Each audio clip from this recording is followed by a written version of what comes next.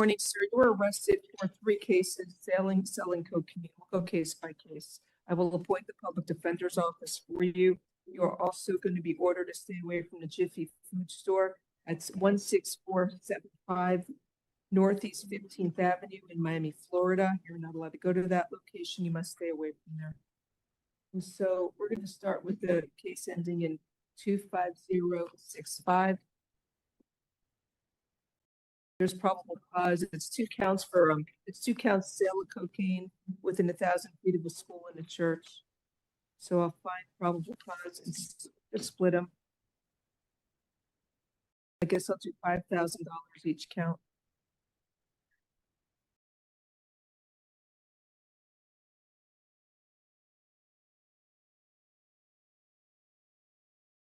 The next case, F25-25066. It's from November 12th. You're charged with sale of cocaine within 1,000 feet of a school and a church. So there's probable cause for the charges. $5,000 count 1, $5,000 count 2 is the bond.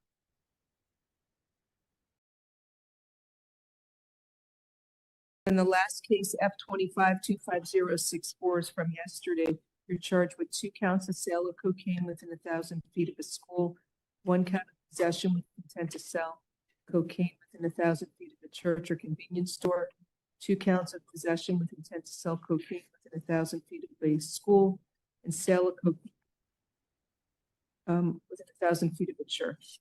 So let me look at this case.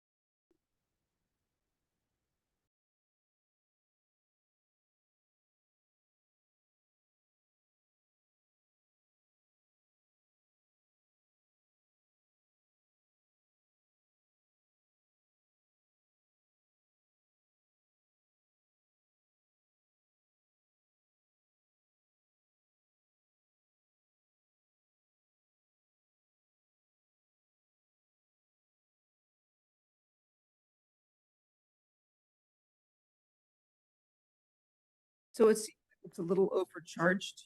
I only see 1 alleged sale, It's 1 And then sale. there's this dash. but they already discussed the sale that he was arrested. No, the other sales were for the Oh, you're right. That was the other case we already did. it's just 1 sale in this case. I don't know why they charge so many. I think because of this dash and the different locations. No objection to reducing the bond. What do you want me to set it on 1 and 2 and that's it? Can we do 3 counts? How many counts you want me to set? Two's Dollar okay. the 5,000 count 1. A dollar count 2. $5,000 count 3. And then counts 4 through 6 will be $1 each.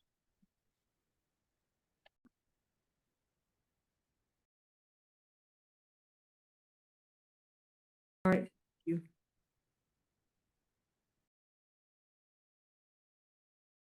Next, Carlos Clavijo. Bond out. Thank you, bond out.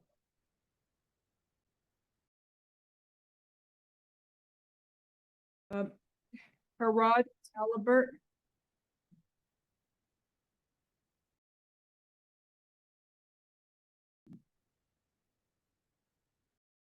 These are added charges, corrections. Yes, these are added charges. Page 4 more quick cases. Judge, can we pass them for 1 moment? Yeah. Our next, Angel Santana, page 5. Good morning, sir. You were arrested for Spanish, please. Spanish, unlawful possession of a stolen credit or debit card and fraudulent use of a credit card. Tenencia ilícita de tarjeta de débito o crédito y también uso ilícito de tarjeta de crédito son las acusaciones en su contra. I will appoint the public defender's office for you. Le asigno a la Defensoría Pública para que le represente. You're also out on felony bonds. I don't know if there should be a hold. Yeah, there should hold for F25-15041.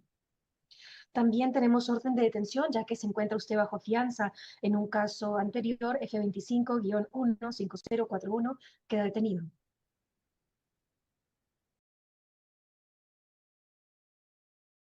All right, so good probable cause.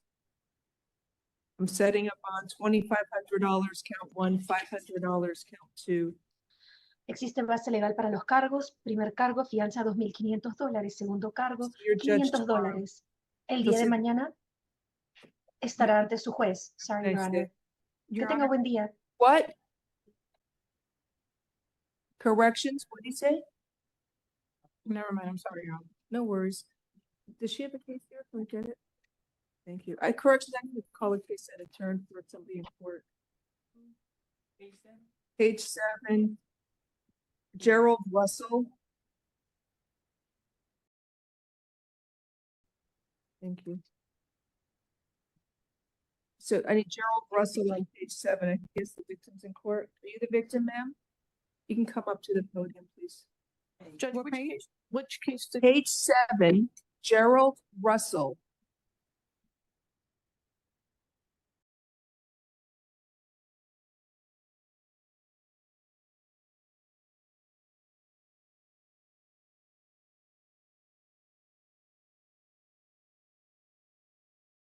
Good morning, Mr. Russell. You were arrested for strong arm robbery and false imprisonment. It's a case from November 10th of 2025. Can you afford to hire an attorney, sir? No. I will appoint the public defender's office for you. Ma'am, can you raise your right hand and be sworn, please? Do you swear or affirm the testimony you are going to give in this proceeding will be the truth? If so, state I do. I do. Thank you. You can put your hand down. Please tell me your name.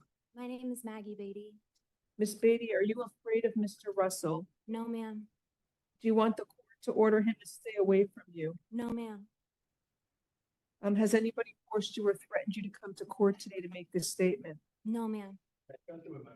Okay, thank you. State any questions? No questions, but I wanted to put on the record that the defendant has priors out of county. It looks like it was an attempted murder where he served a prison sentence and there was a parole discharge from January of this year. He's also got a New York driver's license. All right. Mrs. Corey, I'm sorry. Do you have any questions for the victim? no, Judge, thank All right, sir, I'm entering a modified stay away order from the alleged victim, Maggie Beatty. You are allowed to have contact with the alleged victim. You are prohibited from being physically threatening or violent towards her in any manner whatsoever. So only friendly, nonviolent contact is permitted. Do you understand that, sir? Yes, ma'am. Also, do not engage in any criminal activity. Do not use or possess illegal drugs. And do not use, purchase, possess, or carry a firearm, gun, weapon, or ammunition. You must immediately surrender any firearms, ammunition, and any concealed weapons permits to the nearest police department and file a receipt with the court. Do you understand the modified stay away order? Yes. Okay, thank you. All right, is his baby too? Yes. Oh, how old's the baby? 2 months. 2 months old. All right, are you living together still? Yes, ma'am. All right. I'll give him pre-trial. Judge, has he been in Miami a year? How long have you been in Miami for, sir? Yeah, I've been in Miami for more than a year. more than a year, more than a year. Judge. Is that what they told you to say over there? But he still has that New York driver's license. Why do you have a New York driver's license? You're supposed to change it within 30 days of moving here. I didn't know. I'm He learning. just- I'm learning everything as I grow. Oh, okay. I You didn't. got a cute baby. A cute little baby. He's sweet. Is it he or she? A boy. A boy's cute. You better shape up. You want to be there for your child and not in prison somewhere for Yeah. fighting with mom. Retrial services alternate bond, $2,500 count 1 and $1,000 count 2. All right. Thank you. Good luck to you both. Have a Thank nice you. day.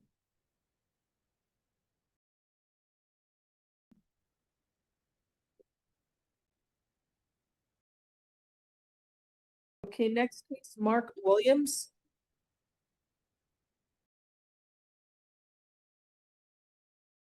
On the pretrial order for Oh, pretrial order, that they can live together. Put that there. Thank you. Thank you. Ma'am, if you wait a minute, we'll give you a copy of the modified stay waiver.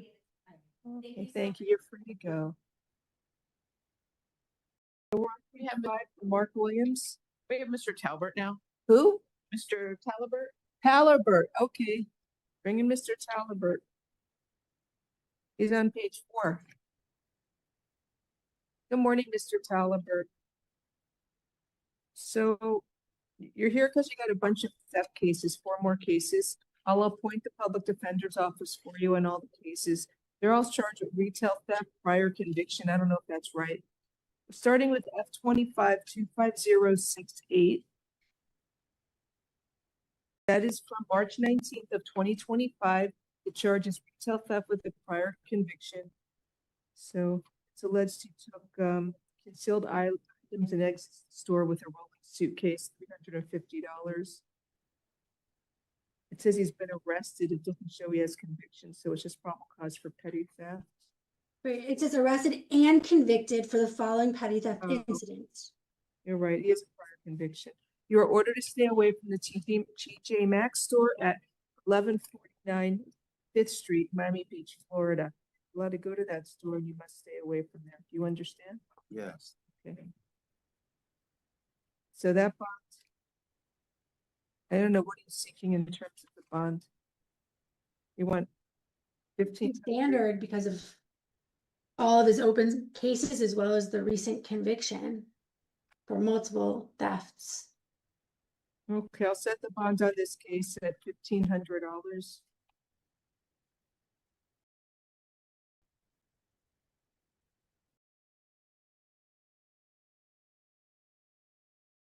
Next, F25-25055. This is retail theft with a prior conviction from TJ Maxx in North Miami. Here it mentions prior convictions. He took merchandise, including the luggage, $600. So this is from March 5th. I'll set that bond at $1,500. Stay away from the TJ Maxx at 12163 Biscayne Boulevard in Miami. It's actually North Miami, Florida. You're not allowed to go there. You must stay away from it.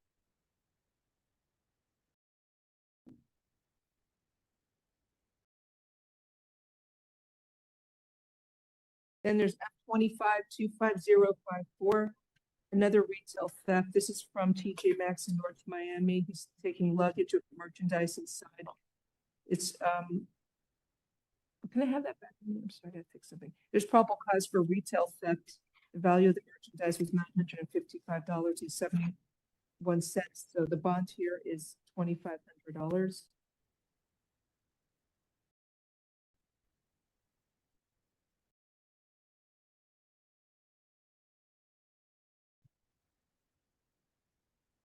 Then there's F25-25053. This is from November 10th. Your charge of petty theft for more convictions. This is from the marches in South Beach. So he's stealing items inside a rolling suitcase. There's probable cause for petty theft for more convictions. Your bond is $2,500. Stay away from Marshall's at 723 Lincoln Lane in Miami Beach, Florida. All right, that's it. Have a nice day.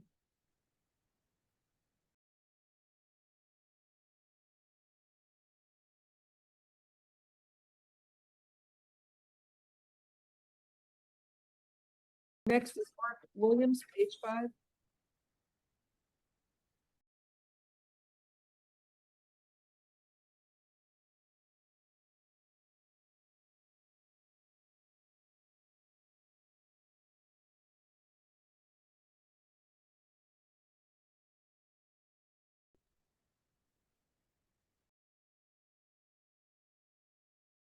Good morning, sir.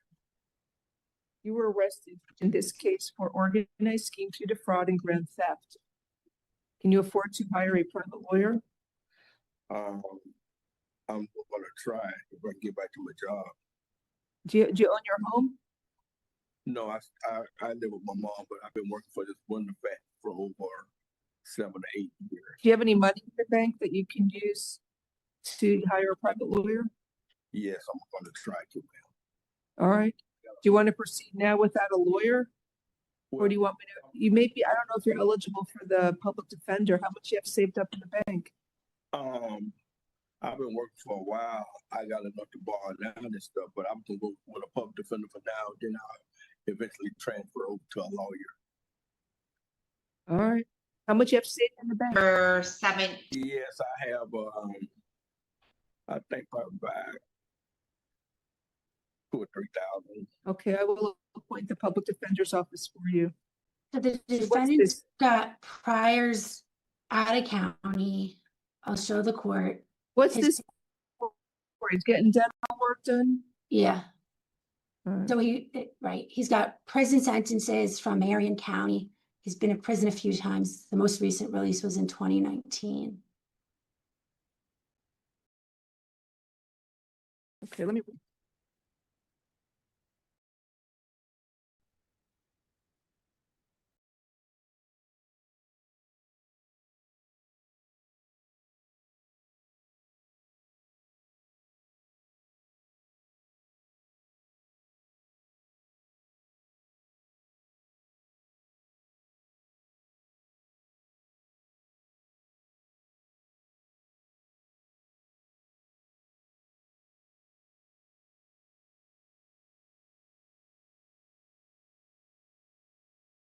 So this is similar to the case we saw yesterday. He makes an appointment for dental work, says his brother's gonna make the payments. And he sends them money, he sends payments, wire transfers.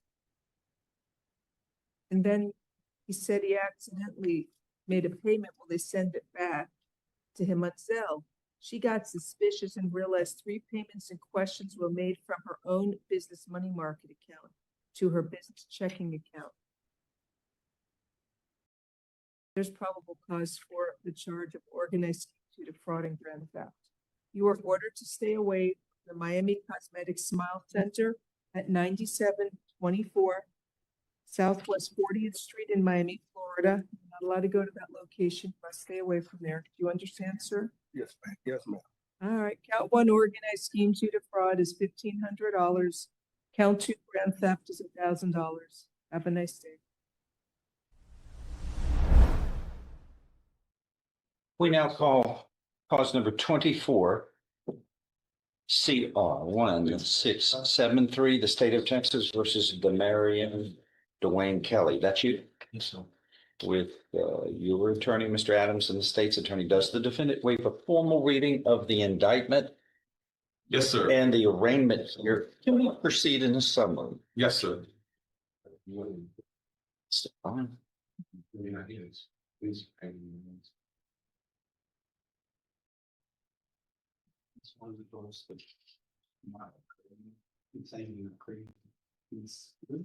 In summary, this indictment alleges that on or about March 30th of last year, 2024, in Jefferson County, Texas, you committed the state jail felony of theft. Do you understand what you are charged with here? A state jail felony means if convicted, you face confinement in a state jail for any term of not less than 180 days or more than 2 years. In addition, a fine may be assessed not to exceed $10,000. Do you understand the punishment rate, sir? Yes, scratches here. An agreement has been reached. Whoa, that was close. You said it was close, huh? Yeah, boy, on the restitution, that would have been a 3rd-degree felony for another 1,000 loss. Just come up with number 2 here along with this unable to understand the TW.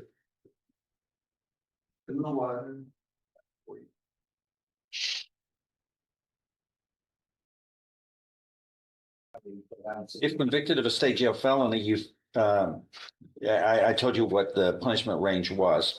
And in this case, an agreement has been reached where you would be sentenced to 2 years in the state jail, that would be suspended. You would be placed on regular probation for 5 years. Most important thing is you got to pay this money back. Whatever happened to the items here? I'm asking you, where are they? The person that used me to rent the stuff, they sold it, I guess, and I didn't realize that till later. So what was going on? Oh, so you're not guilty? He's not saying that. He's guilty. I am, but He worked with us. Yeah, I am, but it doesn't get it, sir. You're either guilty or not guilty in this room. You don't, I'm not guilty, but no, you're either guilty or not guilty. If you're not guilty, we'll have a trial. That's what we'll do and let a jury decide. They don't give probation. No, I just, look, you're hedging. You're hedging. You're charged with theft. You're not going to trick me or try to deceive me. You may try to deceive others here, but no, I've got my hand on my wallet at all times here, keeping it safe. Sir, you're being a smart aleck, is what you're being, sir. I've asked you, what happened to this? What I want is the people to be paid back for their loss. If you have the item, I want you to give it back to them, whatever it is you rented. It's heavy equipment. Whatever, I'm still unclear. Where did it go? You give it back to them, you don't have to pay restitution. He said it was sold. You sold it to somebody? sell it. The person that went to jail for it, so There was 2 people involved. I was used to use my ID to rent the machine. And I didn't realize till later that what I was doing was totally wrong. Uncle, I don't know if Beaumont picked him up or whoever picked him up, but he's currently in jail for it now. Who? You want to know his name? Oh, Jerome Daniel. Did he get charged? Yes, sir. Is that in my court? I don't know. Jerome Daniel?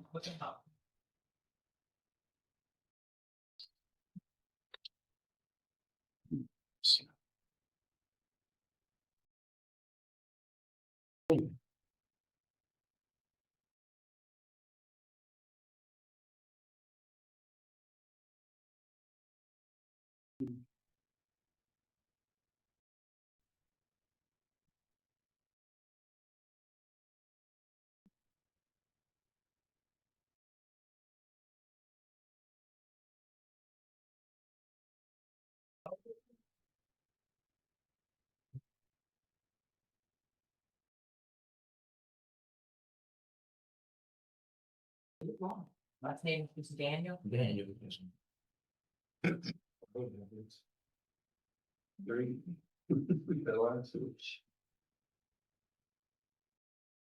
That's your heart.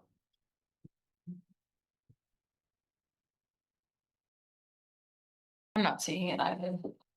That don't work, try Jerome Terry Daniel. So, ERRY. yes, ma'am.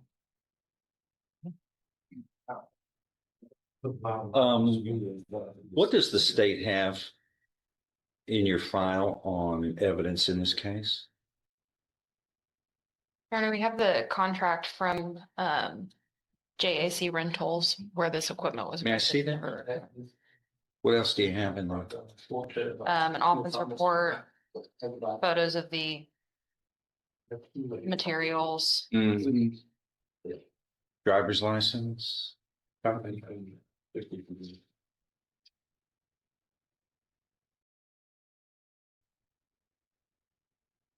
Worst thing you can do is attempt to mislead me or stand up here during any process that we handle in this court and make a false statement.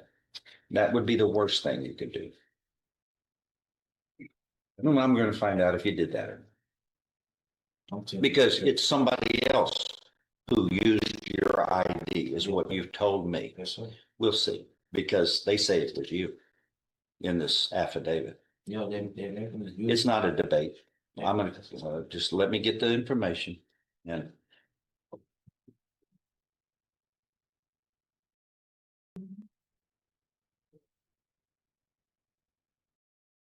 Your story is you had no knowledge that somebody else was going to use your ID and rip this, correct? Yes, ma'am. So quite naturally, you got indicted by the grand jury for no reason. Let's see how that plays out. Because the worst thing you can do is get caught in a lie in front of me. What's his bond?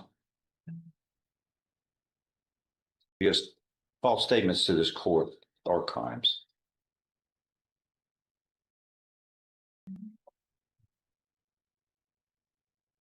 $5,000.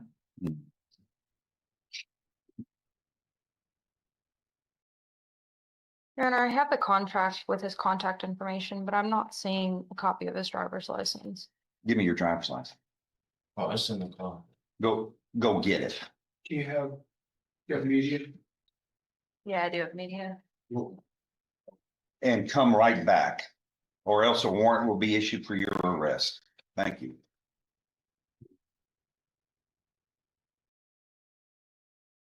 I don't know. You might want to talk to him because he's digging a hole. Let me go outside. Well, he's coming back. You want to keep this case? Oh, yeah. Okay. Yeah, I mean, he's not, hey, I'm not letting him get out Because of I didn't see your side. I didn't see a driver's license in the discovery, but maybe it is. I don't know. I'm I not. didn't see it. I'm seeing name, phone number, email, address, last 4 digits of the credit card. You heard what he's saying. What do you have to show me to refute what he's saying, that he had nothing to do with this and it was somebody else using his ID? But y'all indicted him. Y'all had an idea of, and the other person was not indicted, correct? Not in our county. Yeah, okay. What he's saying is y'all have indicted an innocent man.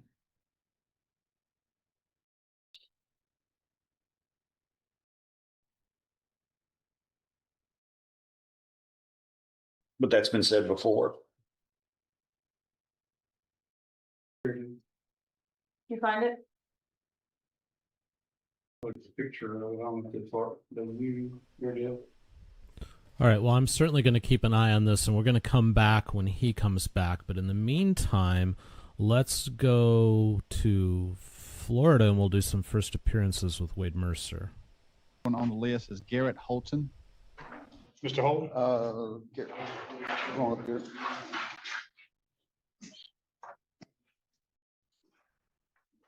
Mr. Holton, good morning. Mr. Holton, you're here because you've been accused of 1 count of driving while licensed, suspended or revoked first offense. Mr. Holton, there is probable cause for the charge. Your girlfriend is in the courtroom, sir. I'm going to appoint the public defender's office to represent you and ask that you listen to Mr. McDaniel, your attorney. Your Honor, I spoke with Mr. Holden. He's going to have no contest. The charge is listed. You understanding? He'll be sentenced 10 days in county jail. He'll have 1 day jail credit. However, he can be released from jail upon the payment of $400 at the clerk of court and withhold adjudication. He has signed his new form with right to jury trial and call witnesses. Thank you. Mr. Mitchell, is that agreeable with the state? It is, Your Honor. And Mr. Holton, did you hear that agreement? Yes, sir.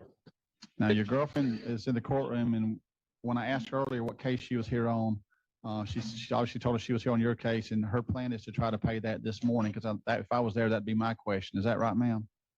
Okay, so hopefully she's gonna get that paid and get you out of there. So I'll give her some more instructions in just a second. Mr. Holton, I'm gonna accept your plea of no contest to the charge of driving while licensed, suspended or revoked, withhold adjudication of guilt, sentence you to 10 days in jail. But you can purge that sentence at any time before you complete it by paying the court costs and fines set by state and county law. They're $400. So if that purge amount is paid today, you'll be released today. The case is over. You will not come back to court. Mr. Holton and ma'am in the courtroom, but it has to be paid while the clerk's office is open. So here's what I want you to understand. The clerk's office is open 8 a.m. to 4:30 p.m. Since it's a Friday, if you try to pay it at 5 o'clock today, he's going to spend the whole weekend in jail before you get another chance to pay it. So it's got to be paid while the clerk's office is open. They're downstairs. Now, you asked earlier about what manner of payment they will accept. They'll accept, don't help me out, cash or credit card. If they do check the credit card or debit card, there's a surcharge of like 3.5%. You don't have to go get a money order unless you wish to. If you have cash, they do not accept personal checks. Is that all right, Don? Do you have any questions? No, Your Honor. Only thing, did you say 5 o'clock? Judge, it's 4 o'clock. They close. So I thought I said 4 o'clock, 4:30 is what I was meant to say. Well, they leave before If you 4:30, tried to yeah. pay it at 5, you won't be able to. They close at 4:30 Central, but if you show up at 4:30 or 4:31, so I'd show up, go ahead and get it done. So if I was in jail, his question is probably the same as mine would be, which is, you feel like you'll be able to get it done this morning? Okay, so she's going to go ahead and take care of it. So here's what's going to happen then. When you make that payment, ma'am, they're going to give you a receipt. You take it, and they will also email the jail and say, this has been paid. You take that receipt to our jail. They're going to process Mr. Holton out. He's done. The jail is on Penn Avenue. So it's back this way towards Interstate 10. There are two interstate exits in Jackson County, Mariana. It's on the western exit. It's on that road, Penn Avenue. I think I passed it coming through town, trying to find it, but I'll find it. Yeah, if you put in the Jackson County Correctional Facility on Penn Avenue, it'll come up. And we can give you the address. Just use that cell phone. Just Google it. It's right there. Just Jackson County Jail. Just a second, Mr. McDaniel. Miss Williams is talking. I can't hear you. Say it again.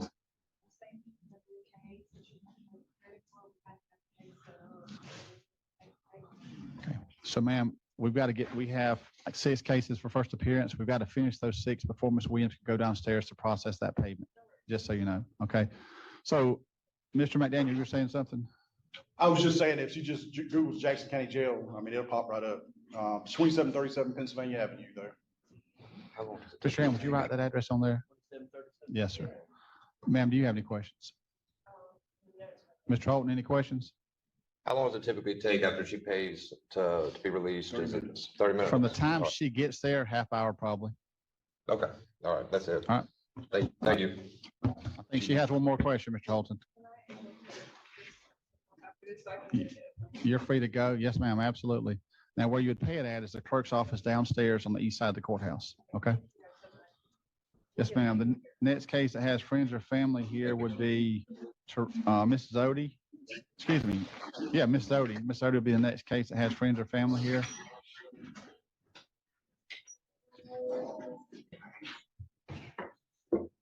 Theresa Zodi.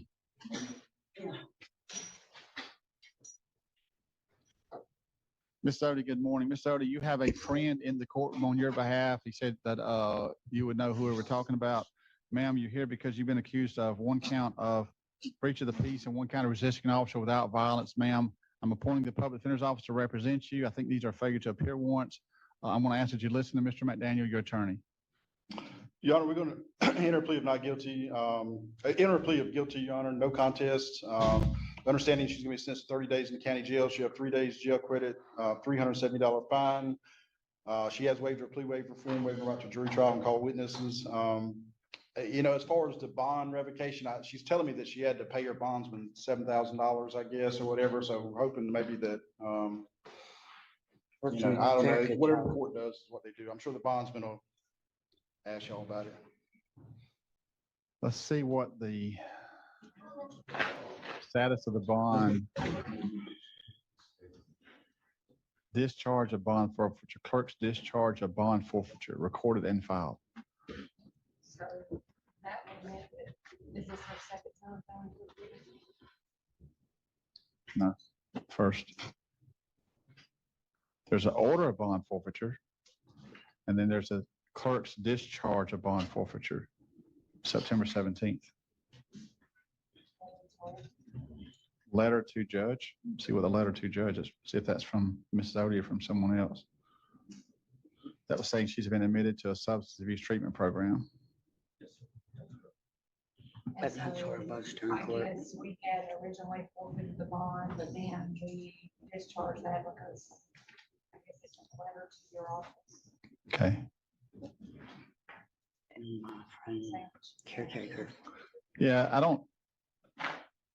Mr. McDaniel, there's nothing in here showing anything about the agreement with the bondsman. It was a $7,000 total bond that she had. So if she paid a bondsman $7,000, then I don't know what the agreement was with the bondsman. I have no idea. Your Honor, I paid the bond. Yes, sir. I got the bond. I want to make sure she can hear you. Can you come on up so she can hear you, sir? Because she very well may not be able to if you're not speaking to a microphone. Go ahead, please. Yes, sir, Your Honor. I paid the bond to bail her out, and then she went into treatment. while she was in treatment, the bail bondsman pressured me to pay the bond and said, she's not there, you got to pay the bond or I have to pay the bond. So I paid the bondsman the $7,000. So what was the agreement with the bondsman? The agreement was standard bail bondsman agreement. I paid 10%, $700 up front. Right. I got the bond. Well, when she didn't show up for court, the bondsman didn't care why she didn't show up for court. In fact, prior to her missing the court date, I came down and talked to the district attorney and the clerk of the court trying to say where she was at and provided some documentation. And so I ended up paying the bond. And the bondsman's agent told me, I don't know, 3 or 4 days ago, that when she showed up, turned herself in, that the court would release the bond back to me. I don't know what the correct procedure is, but that's what. Yeah, they misled you or they misunderstood because there's nothing to release. We don't have anything to release. So the bail bondsman has the money then, right? Or my $7,000, because That's what otherwise he that's made. what I thought. When I looked at it, I think he just has the money and I suspect she's turned herself in. He may give it back to you. He said he would. Don't. I know we won't, because we don't have it. Okay, so the bail bondsman, Money yeah. was posted to the bond, and that was your agreement in order for him to sign a bond. And get it Right. Yeah, so it's a contractual question between you and the bondsman that I don't know the answer to. Okay. It's I going to have the depend upon contract the somewhere. terms of Yeah. the contract. Okay. Okay. But as far as this case, and I forget where we were at. Did I accept the plea, Mr. McDaniel? Yes, Your Honor. And I've imposed a sentence already? Yes. Yes, Your Honor. So Ms. Doty, you'll finish a 30-day jail sentence. How much credit did she have? I don't think 3 I've days. imposed a sentence, have I? I haven't imposed a sentence. I'm going to accept the plea of no contest to the charges of breach of the peace and resisting an officer without violence. A judge, Ms. Doty, guilty of those offenses, sentenced her to 30 days in jail. She got credit for 3 days, $370 court costs and fines. And that's based upon the understanding that she did turn herself in. Is that accurate, sir? Okay. So Ms. Doty, you have 27 days left at most. You may do less than that, ma'am. You may not. That's between you and the jail. But at most, you have 27 days. You may or may not get some additional days off of your sentence. And Ms. Doty, there's no probation involved in this sentence. Ma'am, when you finish this sentence, this case is over. Ms. Doty, do you have any questions? Yes, I would like to get my caretaker's phone number. I have no way to contact him. I didn't bring any of my medication with me. So I'm gonna. Will you turn yourself in? I don't know. Because Okay, so I'm not comfortable putting your phone number on the internet. We're being broadcast on YouTube right now. So, yeah, so we're not going to do that. But if you want to contact the jail or go by the jail and leave them that information, we can do that. Okay. So he said he'll get it to the jail, Ms. Doty, okay? Okay, thank you. All right. Yes, ma'am. Wish you the best. Thank you for coming, sir. On the fine, does, if I pay the fine, does that reduce her sentence at all? It doesn't affect the sentence at all. She'll get a chance to work those off at the jail by doing community service, either inside or outside the jail. And you can't be denied the opportunity to work fines and court costs off because of a physical disability. So even if they'll find something she can do, and if she can't do anything, as long as she follows the jail's rules, she'll be able to work those court costs and fines out, as long as she doesn't get in trouble at the jail. Okay, so if I paid the fines now, would that make any difference or? It doesn't change the sentence at all. Thank you. It may prevent her driver's license from getting suspended in the future, because if she doesn't work them off, if she gets in trouble at the jail and she doesn't work them off, then what happens is the clerk of court by law has to suspend her driver's license approximately 90 days after she's released from jail. So I'd wait and see if she got them worked off first. And if she doesn't, then you obviously have the chance of paying then. If she currently doesn't have a driver's license, she has state ID. Okay. Any other questions? No, Your Honor. Thank you. Thank you for coming. Have a good day, sir. Mr. McDaniel, we have friends or family here on Joshua Morris. Judge, he's Come on up, I ma'am. can go on without him, maybe, hopefully, if you want, if you don't mind. Now, he's he only has one I word couldn't to hear say. you. I was talking to her. I was telling her to come up, and I can't hear you when I'm talking to her. So say that again, please. I try to talk with him in there, and he only knows one word, and that's mommy. And so he's in there he's got his shirt off and crying, saying mommy. So I don't know if I want to rally him up by trying to bring him up. So let's see where we stand. So this is State of Florida versus Joshua Morris. Mr. Morris was arrested yesterday and was charged with 1 count of battery against you, I believe, ma'am. There is probable cause in the complaint. The complaint does contain probable cause. The complaint also reflects Mr. Morris has no criminal history. The complaint says that you're his grandmother. You're Miss Peters, correct?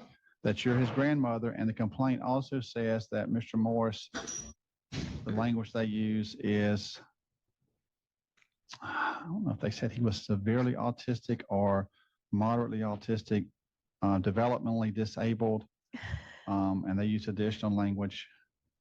I see low functioning autistic. Okay, low functioning autistic is what they call it. So is that accurate, ma'am? Yes. Okay, so here's, thank you for coming. So I read the complaint and know he has no prior criminal history, and he's not able to communicate much, if any, with his attorney, Mr. McDaniel. So tell me, what are you suggesting or asking us to do? What do you want us to do with the situation today? I want him home. Okay. I want him home. He can't help it. I mean, The complaint says that you had injuries to you when law enforcement came, specifically that you had red marks on the side of your face from him scratching you. So my concern is, are you in danger if he comes home? no, what makes me in danger is his mom. Excuse me, his mama. His mama has done all this stuff to me, and he's been a witness to it. Okay, so let me try to understand the family dynamic better. Is his mother your daughter? Is his mother's your daughter? Yeah. So his mother is your daughter, and obviously he's her daughter. Do you all three live together, or just you, the two of you? No, it's just me and him, but she has a camper on my property because she's on probation right now. She has nowhere else to go. Okay. She's got a very, very bad temper. Her father was that way. His father. Her father. I couldn't understand what you said. Her father what? Her father was that way. Was that way? I ended up in the hospital because of him. Was what way? Violent and bad temper. You're not saying her father was autistic. You're saying her father was violent. Yeah. Okay. Yes. And So go ahead. she just, if she gets mad, I'm the one who suffers. And if he's in the car, or if he's in the house, or on the property, or wherever we are, then he witnesses it. And that's what's made him this way. He doesn't deserve this. But you don't feel like telling her to hit the road and getting her off your property is a option that you have? She claims she's really, really sick. She's got. Ma'am, that doesn't answer my question. Do you feel like that's not an option? I would love for her to take that camper and go somewhere else. If you own the property, you can make that happen. That's up to you to make it happen. She says that I'm mean because she's sick and I would make her have to leave. You're the only one that can fix that problem. No one else can fix it but you. So whether you fix it or not, it's up to you. So let me ask you the question then about your grandson. You're wanting him to come home. I do. Does he have the ability to understand any special rules that I put in place that might be helpful? I don't mind doing that, but I'm going to make sure he can understand them. And I don't know that he can. You know him a whole lot better than I do. Yeah. Are there any rules I could put in place that can he even communicate? Yeah. Yes. He and I, we've had such a good relationship all these years. He's 18 now, fixing to be 19. And we had such a good relationship. And then when he hit puberty and he would see, her, and he's, because of his problems, I guess he's, or I feel like he's doing what he sees somebody else do. But he doesn't deserve it. We had such a good relationship before. I mean, Ms. Peters, that's a right fit. I can release him back into your custody if that's what you're asking Yes. for. My question is there anything else you're asking for other than that? Well, rules, yeah. Okay, so what rules can I put in place that he can understand? And then we can talk about trying to get him up in front of me to understand those rules, if that's possible. What rules would help the situation? Because he doesn't drive, is that correct? No, So a curfew really wouldn't help because he doesn't go anywhere are with there it. friends Just that are me and bad him. influences that he needs to stay away from?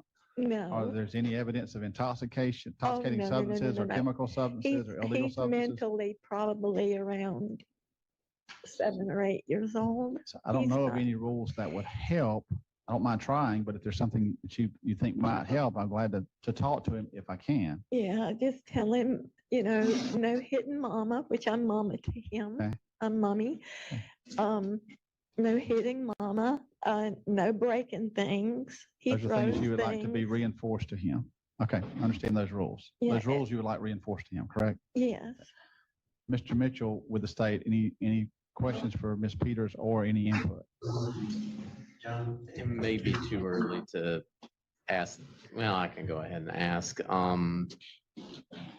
You are the victim. Do you see yourself wanting to prosecute him in the No. future? Okay. No.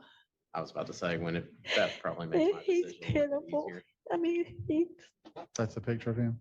Judge, while I'm waiting on her, I just want to let her know that DCF does have ways that they can assist in these cases, and she needs to contact her DCF and talk to them. Including sometimes other housing options, but they have ways that they have professionals for this kind of stuff to try to help with them, and she needs to contact DCF and let her know the issues so they can try to assist her with these issues. I just don't think it's law enforcement's going to be able to do these things. That's all the questions I had. Thank you. Mr. McDaniel, is he capable of coming back in the room so I can kind of stress to him the importance of following her rules? We're trying to get him a shirt on right now. Let me see where we are. We're trying to get, I hear him. So he's coming. Tell him mommy here. Hey, babe. Hey, darling. Hey, Mr. Morris, I'm Judge Mercer. Can you hear me okay? oh, hey, Mr. Morris, your mom wants you to come home today, come back home, but you've got to follow her rules. Do you understand that? again, I couldn't understand. I couldn't hear what he said. He said, okay. So, Mr. Morris, it's very important that you follow mama's rules, your mother's rules, and do what she wants to if she's going to take care of you and let you live there. Is that okay? oh, hey, Okay. You have any questions? no, You're going to get out of jail this morning. She's going to pick you up in a little while then, okay? oh, hey, All right. She'll be there in a little while. Come on, Miss. mommy, I'm with you, with you. What we're going to do then, let's wait till we get a jailer back in there so they can make notes for their file. Is there another jailer in there to make notes? Yeah, there is. We got Okay. somebody. So what we're going to do is I'm going to do an ROR to get him out of jail. He's not going to be on conditional release. I don't know that he would really understand those rules. I don't want to burden him more than necessary. Mr. Mitchell, are you wanting me to give him the court date to give you time to get the case in, process it, and take a closer look at it, and then go from there? Just a tentative court date. I should have my decision made before the January arraignment date. What would that be? January 5th. So let me tell you what we're going to do, ma'am. I mean, what does that mean? Ma'am, listen to me. I'm trying to answer your question. Just be patient, okay? We're going to give you a notice for January 5th. That's his court date, if the case is still pending.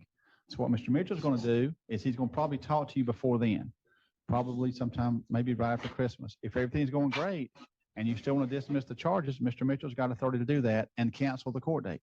On the other hand, if there's problems between now and then, Mr. Mitchell needs to know that, because that may affect whether, I don't know that you can go forward with this kind of prosecution or not. That's Mr. Mitchell's job, but we're trying to get him to understand the importance of following your rules, and hopefully that will work. If it doesn't work, Mr. Mitchell's got to make a decision. So what I'm going to suggest is that you contact the state attorney's office the week between Christmas and New Year's. Are you working that week, Mr. Mitchell? Between Christmas and New Year's? I'm trying to get it before the 5th. Yeah, I should be working. And let him know how it's going. And if everything's going great, you've heard what he may decide to do. But if he dismisses it now, then if there are problems, then it's dismissed. Does that make sense? Okay. So we're going to give you have a card with you? Not on me right now. Okay, will you write the state attorney's office phone number on there on the bottom? I was going to tell her she can go right across the hall and speak to our victim advocate, Miss McDonald. Even afterwards. better. So if you go right across the hall, Sergeant Applewhite will show you where to go, ma'am, and speak to Miss, what's the victim advocate that you're talking Sonia about? McDonald. Miss McDonald, and tell her what happened in court. And then you can go to the jail and pick him up. Do you have any questions? Thank you. Oh, I wish you the best, ma'am. It's a difficult situation, so I wish you the best. Okay, thank you.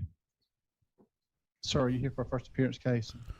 This is the type of thing we would discuss on sidebar, quite honestly. Sad situation all around. I don't really know what to say other than I hope she stays safe and he gets the constant care that it would seem that he needs, and somehow it all works out. Let's go back to Judge Stevens. That gentleman is back. Lois, issue. So I was at their I was actually this morning in reverse, so entirely different. But the kids all the church that if it's a problem, so it's actually excited. So those are the signs and then the conference check to prevention. You get the media on down here, how on the back. Everything guys, let's look at it this way. We're already outside of 10 days. Let's look at it and see if we can get it in. Hey. Presence and impression. Fatal 3 moments. So. Danny's ready to get you out. Yeah, they've got, this is the same one they have a copy of. They use, this was your ID, the state had it. That's the same one. That's you. I just don't like that. We're trying to check on the media, Judge, see if there's any videos of the transaction. Give us a minute.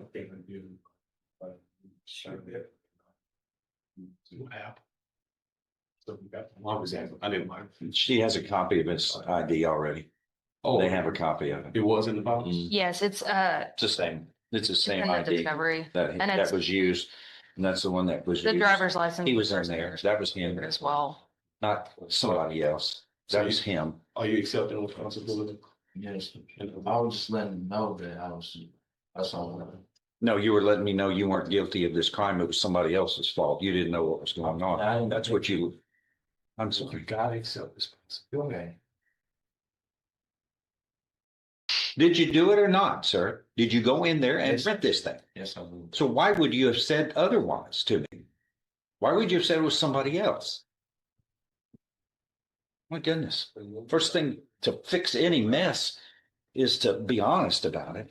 Don't compound the problem. All you did was throw gas on a fire that he's trying to put out. Yeah.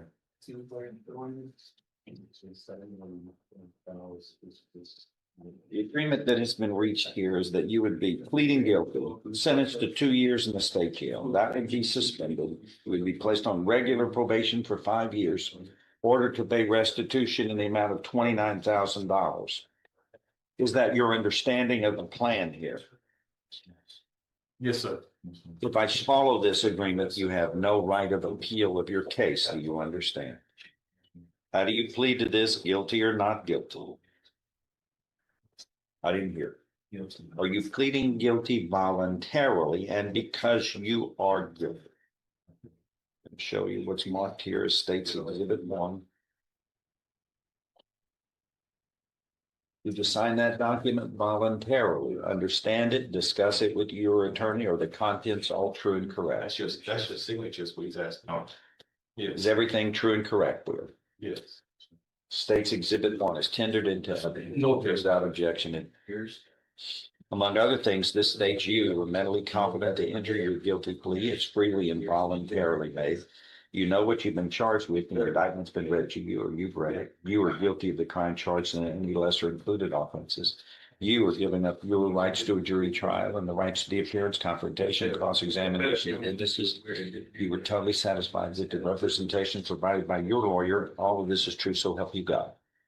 State's Exhibit 1 is moved into evidence without objection. No objection. It is granted and allowed and admitted. Pre-sentence report is hereby waived. Yes, sir. That we If request. nothing further to add, I'm going to follow this agreement. I'm going to find Mr. Kelly, you are pleading guilty voluntarily. You're mentally competent to do so. You understand and appreciate the consequences of pleading guilty.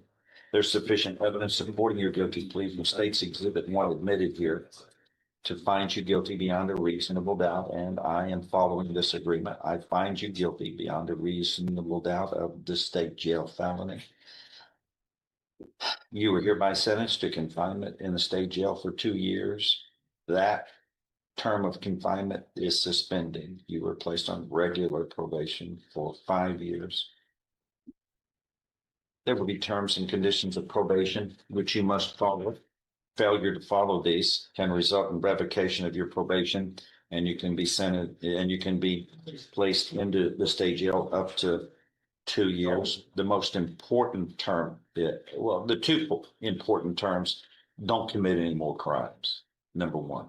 Number two, pay these people back. You must pay $29,000. How are you going to do that? Do you have a job now? What do you do? Warehouse. Okay, how much do you make an hour there? I'm sorry? $15.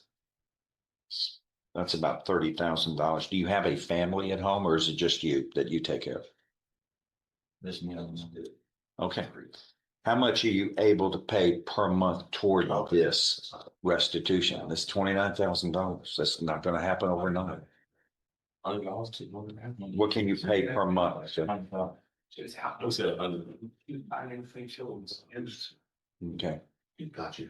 You know how long that would take? 23 years.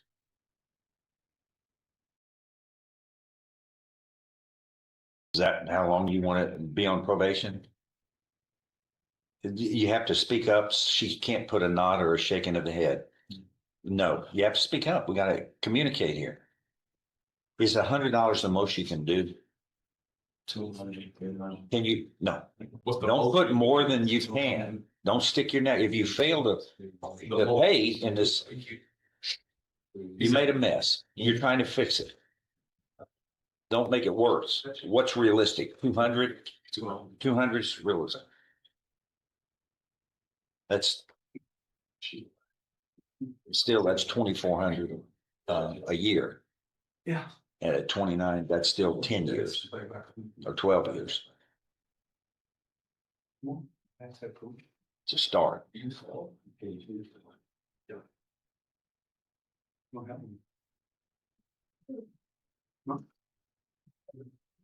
right, what else?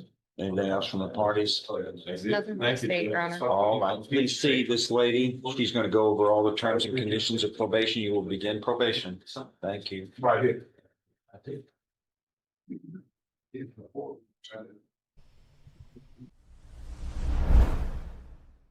right, good morning once again, everybody. Happy Monday. Welcome to the Courtroom Files Live. It's good to have you here. Let's switch gears. We'll stay in Florida, but check in with Wade Mercer. Is in the courtroom. You're here because you've been accused of 1 count of battery and a petty theft. And you were first appeared this weekend. The judge found probable cause, and the judge set a bond in those cases. The reason that you brought back up today is that there was an indefinite hold on the VOP, and what we do in Jackson County is we do a 7-day hold.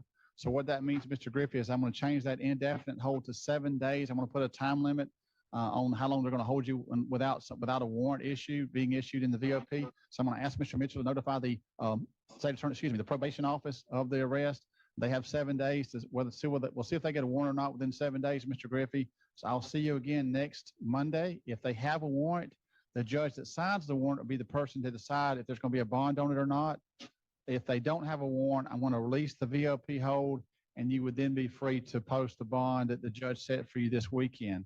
Mr. Griffey, do you have any questions? No, sir. Mr. McDaniel, the young lady in the courtroom said that she has evidence that the alleged victim in this case still has her phone. So, ma'am, If you read the complaint, it's a pretty weak complaint. I mean, I Yeah, don't doubt that would be it. yeah, I don't know that what the Judge Garcia will do as far as whether she'll put a bond on this or not. That'll be her call. But it's 2 misdemeanors he's accused of. So do you want her to get that information to you, Mr. McDaniel, or do you want to get it to Mr. Green? She can get it to me. That's fine. Just go to the office and ask for assistance and take whatever. Ma'am, if you, I mean, the public defender's I know office that is right behind the courthouse. Mr. McDaniel's assistant's name's Sissy Toole. If you take what you've got back there and ask to speak to Miss Toole, she can see what you've got, make a copy of it or whatever. But Mr. McDaniel will be his attorney in the misdemeanor cases unless he hires somebody. He may have a different attorney in the VOP cases. Okay. Question is, if I can prove that he didn't take this girl's phone, will he not be violated on his probation? So let's say that you get that to Mr. McDaniel. Mr. McDaniel will look at it, and if he thinks it's helpful, Mr. McDaniel will get up with Mr. Mitchell here. Mr. Mitchell is the prosecutor in the new charges and the VOP. So if Mr. Mitchell says, Judge, I have doubts about whether or not he committed this crime, there's 2 crimes now. There's the 2 charges he's accused of. One's a battery, one's a petty theft. If the state's not going forward with it, or if the state's not opposed to some kind of release and he gets out of jail. So the first step is get Mr. McDaniel the evidence you have. Okay? All right. Thank you, ma'am. Mr. Griffey, we'll see you in 1 week, if not before then. Let's go back to the top of the docket then. Mr. McDaniel, that's everybody in the courtroom. The first case on the docket is Brian Cass.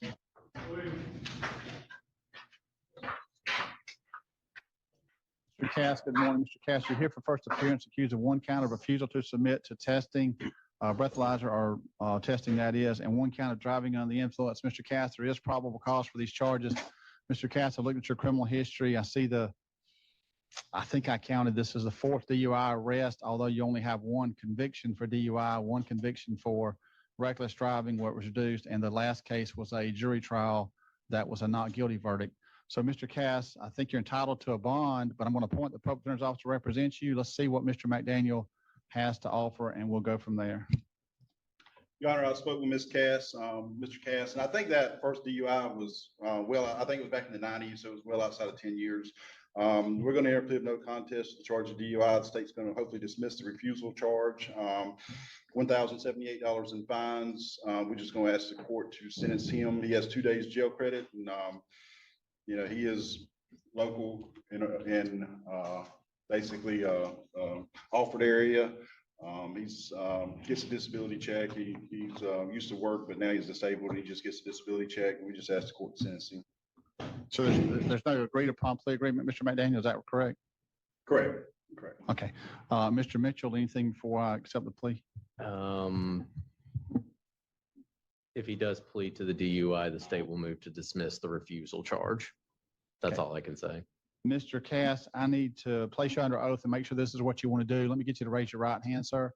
Mr. Cass, do you solemnly swear or affirm the testimony you're about to give in this case will be the truth, the whole truth, and nothing but the truth to help you God? Yes, sir.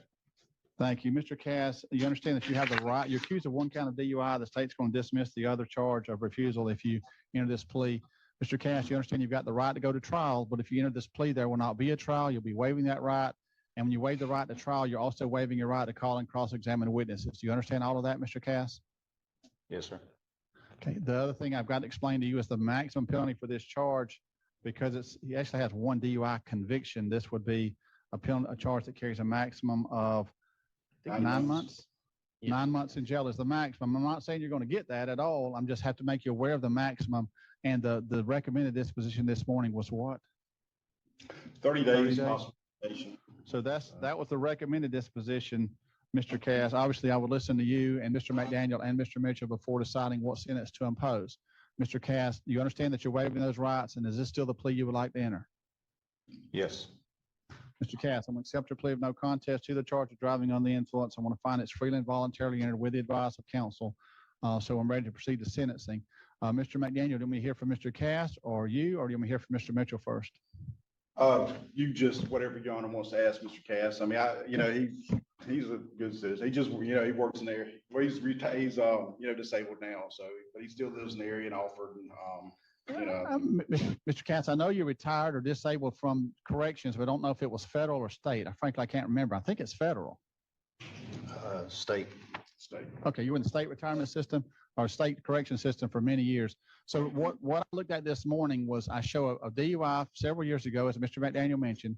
The second one I think was in Bay County, and that one went to a jury trial, and that was, you were found not guilty, correct? Yes, sir.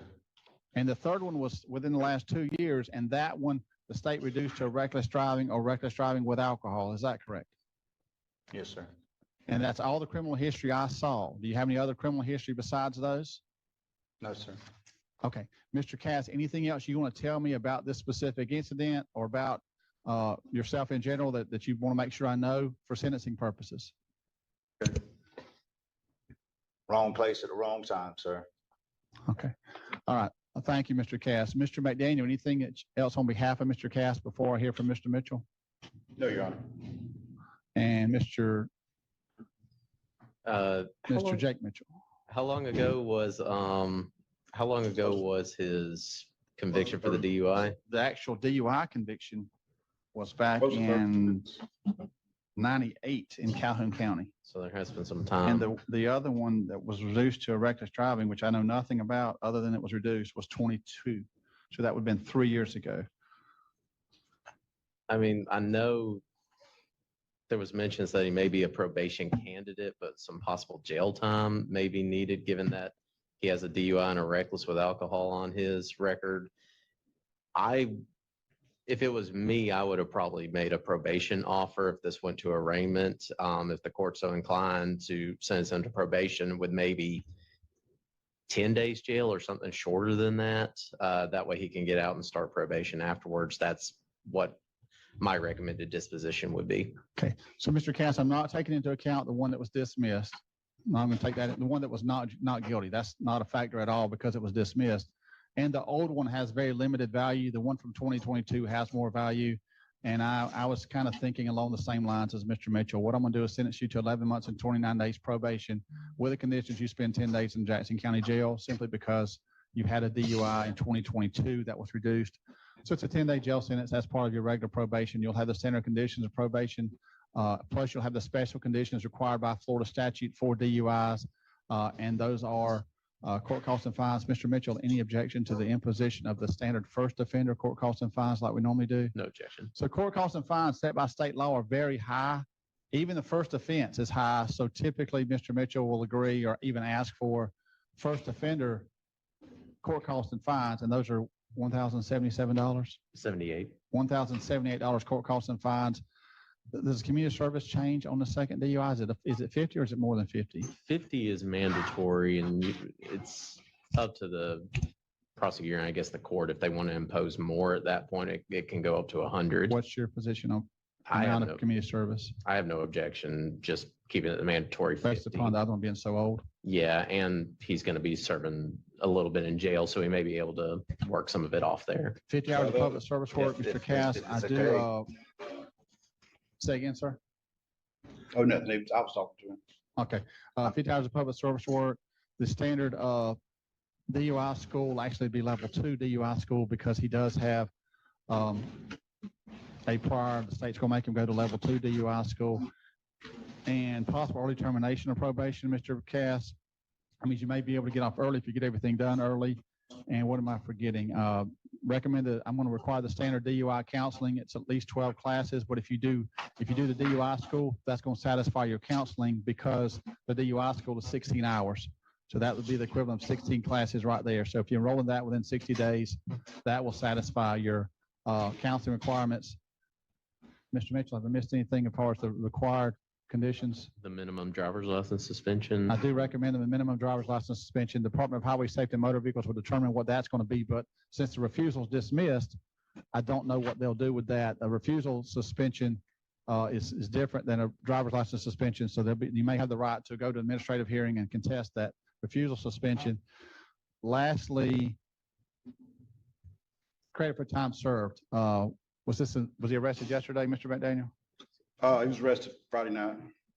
So he's got 2 days jail credit. Well, if he was arrested Friday night, he's already been to first appearance, which means he would have a first appearance bond already set. Corporal? They didn't book him in until like 7 o'clock in the morning, but it was about 7 o'clock when they booked him in, so they didn't go to first appearance. Yeah, he was arrested really late Friday night. Late Friday night.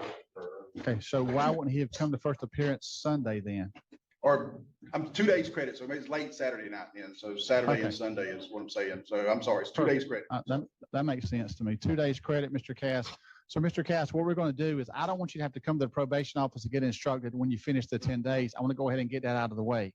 That way, when you do get out and you finish the 10 days, you're just going to be released, and then you'd start reporting the next month. So what we're going to do is I'm going to ask the jail to bring you to the courthouse after first appearance today. Mr. Ham will go ahead and get you instructed on the terms of probation. You'll go back to the jail. You will finish the 10 days, but you have 8 days left. You certainly may do less than 8 days, Mr. Cass. And Mr. Cass, when you finish that 8 days you have left, you'll be released on probation. You won't have to report in until the next reporting period because you've already been instructed on probation. So we'll do it that way, Mr. Cass. That way we get your instruction part out of the way. Mr. Ham, have I missed anything? Mr. Cass, do you have any questions, sir? Judge, would you consider maybe a 5-day releasing Wednesday and coming back on maybe the following Monday for the remaining 5 days? Say that again. Would you consider letting him do 5 days in credit? That means he'll get out Wednesday and then he'll come back the following Monday. For Oh, because of the holiday? days. Correct. Yeah, I didn't think about that. Mr. Mitchell, what's your thoughts about that? I didn't either. I have no objection to it. Mr. Cass, would you like that opportunity to spend the holidays with your family and then come back and finish it later? Or would you prefer just to do it straight and get it done? That would be nice, sir. Yeah, I don't have a problem with that. You just need to understand you can't drive during the 5 days. Yes, sir. And you can't possess or consume alcohol, Mr. Cass, during that Yes, 5 sir. days. So what we're I going to do is understand, direct that Mr. Cass, we're going to direct that you be released on Wednesday morning. Why don't we say 9 a.m.? Whatever time jail, jail corporal, whatever time y'all normally release people, 8 a.m., 9 a.m., whatever time it normally is. And Mr. McDaniel, come back when? What's your suggestion? Monday's okay. Monday will be fine, Your Honor. Just come back Monday and. Mr. Mitchell? No objection. And report back to the jail at that same time. So if you get out at 8 a.m. Wednesday, you'll be back at 8 a.m. Monday, Mr. Cass, to finish the sentence.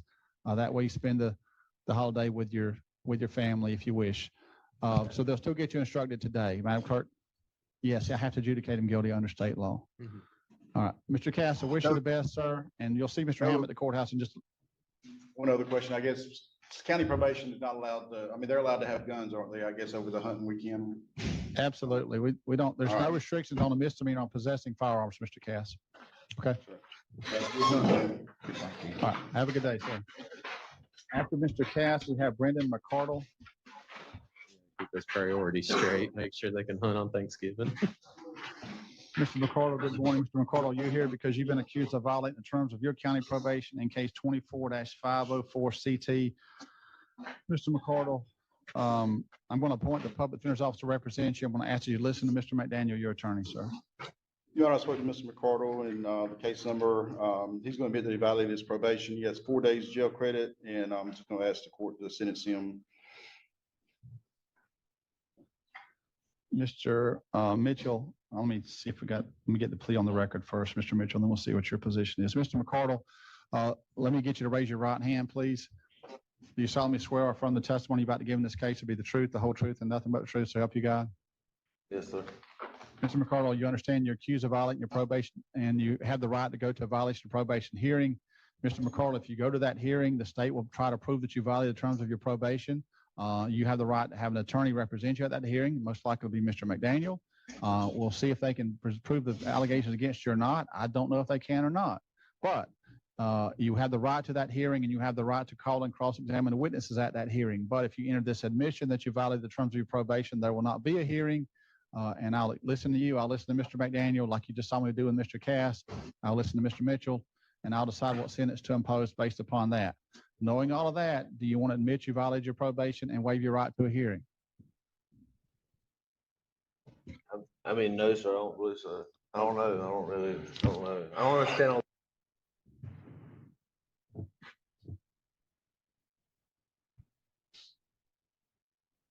If he has questions, we can see him tomorrow, Mr. McDaniel. We've got a funeral this morning that I've got to get to. So there's nothing wrong with him having questions, but I may need to do that, ask questions off the record. And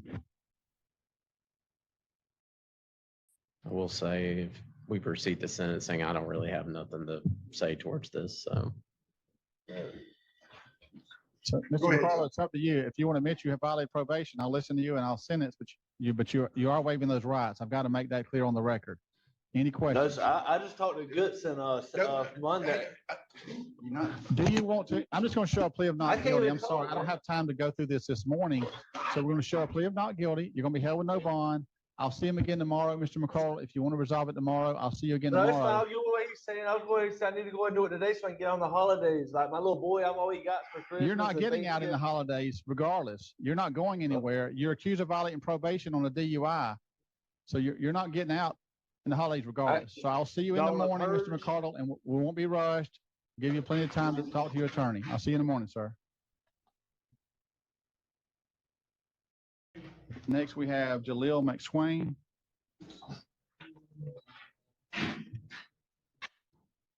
Mr. McSwain, good morning, Mr. McSwain. You're here accused of one count of possession with intent to distribute. That actually, the officer didn't put it on the complaint, but that is marijuana is the charge, which is important because that's a third-degree felony, not a second degree like some other substances would be. You're also accused of possession of firearm during commission of a felony. That's what the complaint says, but that's not what the statute says. What the statute says is carrying a firearm during the commission of a felony.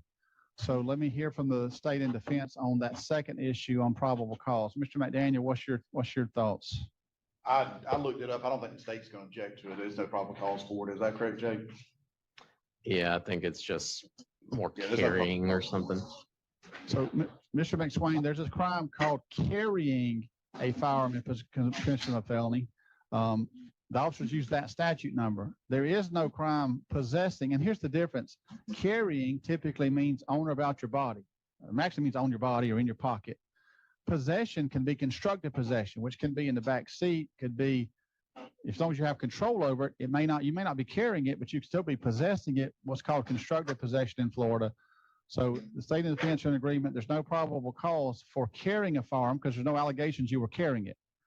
There are allegations it may have been in the vehicle, which could be possession, but that's not the same. So on that second charge, there's no probable cause. I'm going to find no probable cause. You don't have to post a bond. On the first charge, possession with intent to distribute, there is probable cause based upon the number and the manner of packaging of the alleged substance. So in that case, I'm going to find probable cause. Mr. McSwain, I show no prior criminal history, which is great. Is that accurate? Have you ever been charged with a crime anywhere? No, sir. Okay, let me listen to the attorneys and I'm going to set you a bond or give you some other kind of release option. Mr. McDaniel, anything on behalf of Mr. McSwain? There you are. Mr. Mitchell? No matter what kind of release option he gets, we just request that he be subject to random UAs. Mr. McSwain, I'm not going to give you a conditional release because of the intent to sell, but I'm also not going to set you a normal third-degree felony bond. I'm going to set a little bit lower bond because your history is so good. If it was just regular possession, it'd be different. But allegedly you're possessing 15 separate packages of marijuana. I'm going to set your bond at $2,500 cash or surety. Cash or surety means you can go through a bondsman, Mr. McSwain. If you go through a bondsman and they charge you 10%, that means it'd be $250 is what it would cost to get out of jail. Mr. McSwain, you'll get to use the phone in a few minutes, sir, to try to post the bond. And you also will have a condition of random urinalysis because it's a drug offense.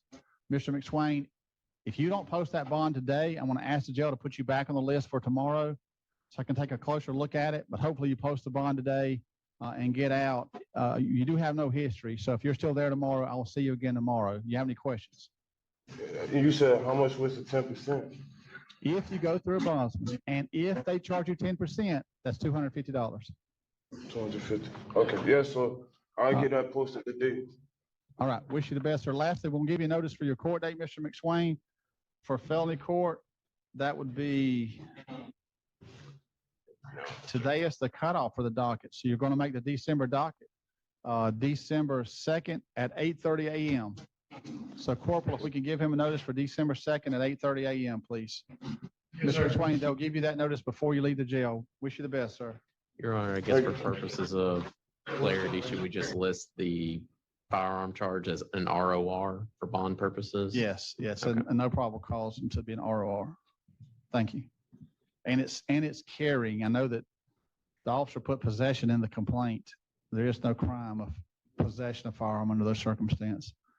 The statute doesn't say possession anywhere. You know what, though? What I found when I researched that this morning, Mr. McDaniel, Mr. Mitchell, I found a case from the first DCA that basically said that every appellate court in Florida has you used the word possession also, talking about that statute.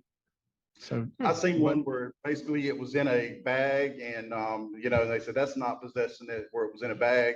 And his was in open, it was an open, it wasn't even concealed because it's an open, because he told him about it and it's sitting there in the side compartment. You can clearly see it in the side compartment. It's an open compartment. So it's not, it's not, I didn't think it come anywhere close to anything statute. the recent first TCA case makes it a little even muddier, I guess.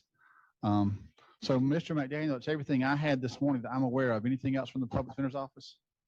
The only thing I had about that was, I know you said him in $2,500 bond, but I mean, a third degree possession of marijuana is, possession is a third degree felony. Intent to distribute, that wouldn't be a second degree felony? No, it moves it up 1 degree. So it comes from a first degree misdemeanor. So possession over 20 grams and possession with intent to distribute marijuana are the same degree, third degree. But the complaint just says possession with intent to distribute. He doesn't name the drug. That's why it's important to note that it's marijuana, because if it was cocaine or methamphetamine, it would be a second degree, but marijuana is third. Okay. Yeah, I just didn't look that up. And I figured you said that bond. McCardle, I don't want to tell you about him. He's slow. I mean, let me take it off. Wait till we get off YouTube. We'll see him tomorrow and we'll see if we fit. But the reason I let Mr. Cass out for Thanksgiving is, number one, it was a 10-day sentence and he's going to have done half of it, but it's not a VOP. And I view that differently. So you may convince me to let him out for Thanksgiving, but I wasn't going to convince anything. I think just he turned himself in because he said Stacy told him he was probably going to get a purge. And he's trying to tell me what Stacy said he would get a purge. And I said, no, Stacy would never tell you that you're going to. He said that the possible, If it was financial only, then I certainly may consider that. But the complaint doesn't allege financial only. The complaint alleges he also didn't do counseling. He didn't do counseling. Or public service, but that could be bought out. Or community service. So we'll listen to tomorrow and listen to Mr. Ham has some additional information too. So where do we stand on the list for early releases? Have you got that or possible early releases? Gotten it yet. Sarge, We don't have any. Corporal? We don't have There any, aren't sir. any? Perfect. No, sir. All right. Anything else on the record, Corporal? No, sir, not that I know of. Mr. Mitchell? Nothing from the state, Your Honor. Mr. McDaniel already said he didn't have anything else. Ladies and gentlemen, that concludes first appearances for today. 50, 25 CR 001570, 25 CR 001571, 25 CR 001572, and 25 CR 001573. In the 1450 case, there was a 2-count information filed. I apologize. Defendant is present at open court today with his counsel, William Watson. In the 1450 case, a 2-count information was filed on November 3rd of 2025. Those counts being grand theft of a motor vehicle, felony of the 4th degree, and theft of felony of the 5th degree. In the 1570 case, a 2-count information was filed on November 10th of 2025. Those 2 counts being grand theft of a motor vehicle, felony of the 4th degree, and misuse of credit cards, felony of the 5th degree.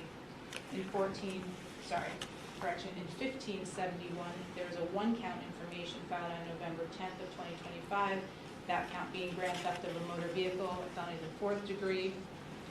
In 1572, a 1-count information was filed on November 10th of 2025, that count being grand theft of a motor vehicle, felony of the 4th degree. And in 1573, a 1-count information was filed on November 13th of 2025, that count being grand theft of a motor vehicle, felony of the 4th degree. It's the state's understanding today that the defendant will waive his right to indictment in all 5 cases, that he will plead guilty to each count and each of the informations, that we will ask to defer sentencing so that a pre-sentence report, psychological evaluation, and victim impact statements may be ordered. There's no sentencing agreement. The 4 cases in the 1500s are all secret information, so they do have an additional document for booking. Which ones are those? 1570, 1571, 1572, and 1573. Well, aside from 1450. Yeah, 1450 is the only one that was a bind over. They're all informations, but the 1500 So why were these all just done one information? Why weren't these just done in one information? They came in at different times, as well as they came in from different departments. They're all filed at the same time. There are 3 different file dates for the informations. Like, how long apart? The first one was November 3rd, the last one was November 13th. Since he was in jail, the initial one as well was a time concern. There's no sentencing agreement.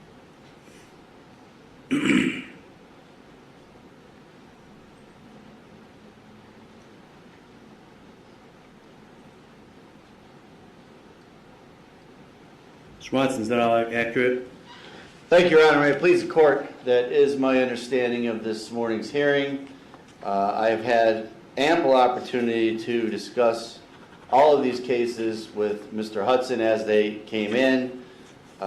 He has indicated to me that he is prepared to enter a change of plea by way of information as just outlined by the state. First, Your Honor, for each respective case, my client does understand that by entering a plea by way of information, he is going to be waiving his right to have these respective cases presented to the Lake County Grand Jury. Furthermore, for all the cases, my client understands that by entering a change of plea, he will be waiving certain constitutional rights, and no threats or promises have been made in order for him to do so, Your Honor. Thank you.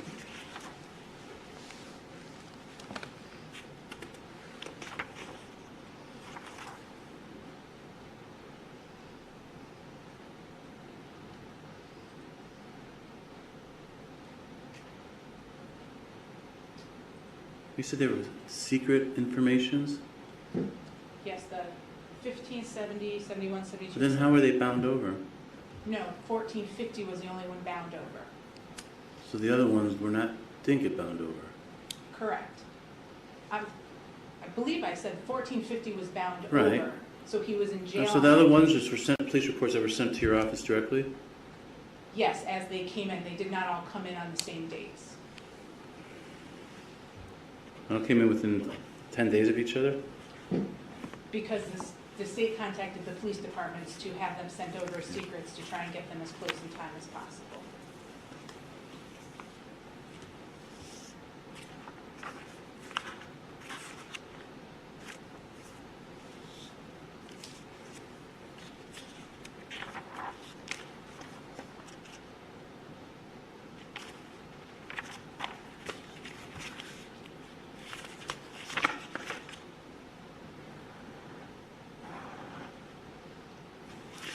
Mr. Hudson, were you able to hear what the prosecutor and your lawyer just had to say regarding what they believe your intentions are here this morning? Yes, sir. They've indicated to the court they believe it's your desire in each of these 5 cases to waive your right to have the case presented to a grand jury, and I'm going to explain in a moment in more detail what that actually means.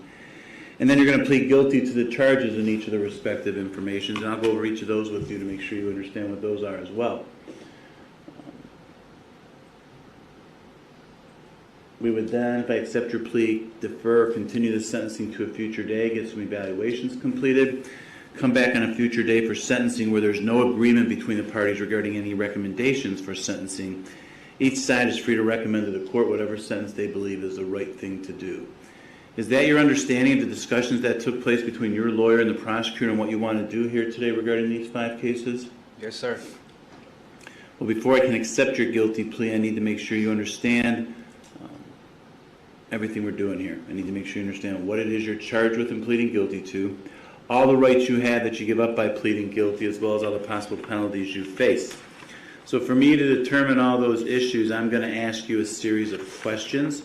If at any point when I'm asking you these questions, if you're unsure, unclear of anything I'm asking you, if you need anything repeated or clarified, if you'd like a moment to talk with your lawyer to ask him questions, or even if you want to ask me questions, make sure you let me know that, because I need to make sure you understand everything going on, all right? I got you. All right. Let's get started then. How old are you, sir? 22, sir. Are you able to read and write the English language? Yes. Do you have any difficulty with that, or difficulty understanding what you read in the English language? No. Are you a U.S. citizen? Yes. Now, before you came into court here this morning, have you any drugs or alcohol of any kind? No, sir. What about within the last 48 hours?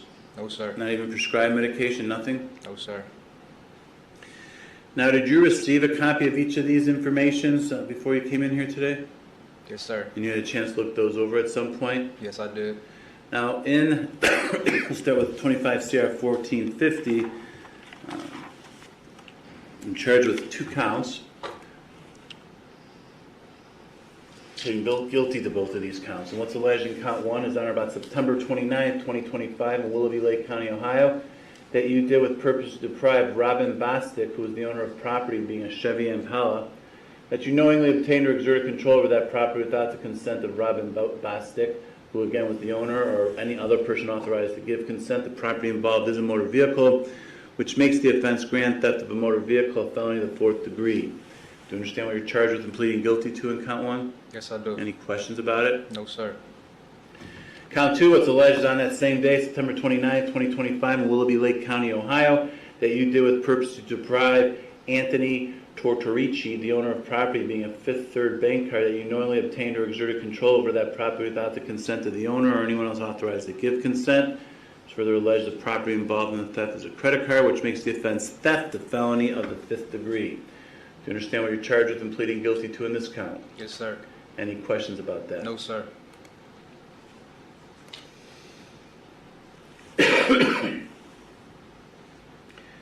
Now, in case 25 CR 1570, again, you're charged with 2 counts.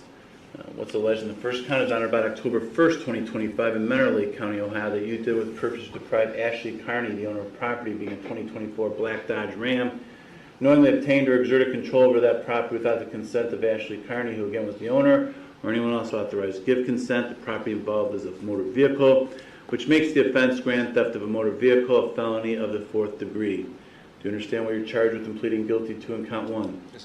Yes, sir. Any questions about it? No.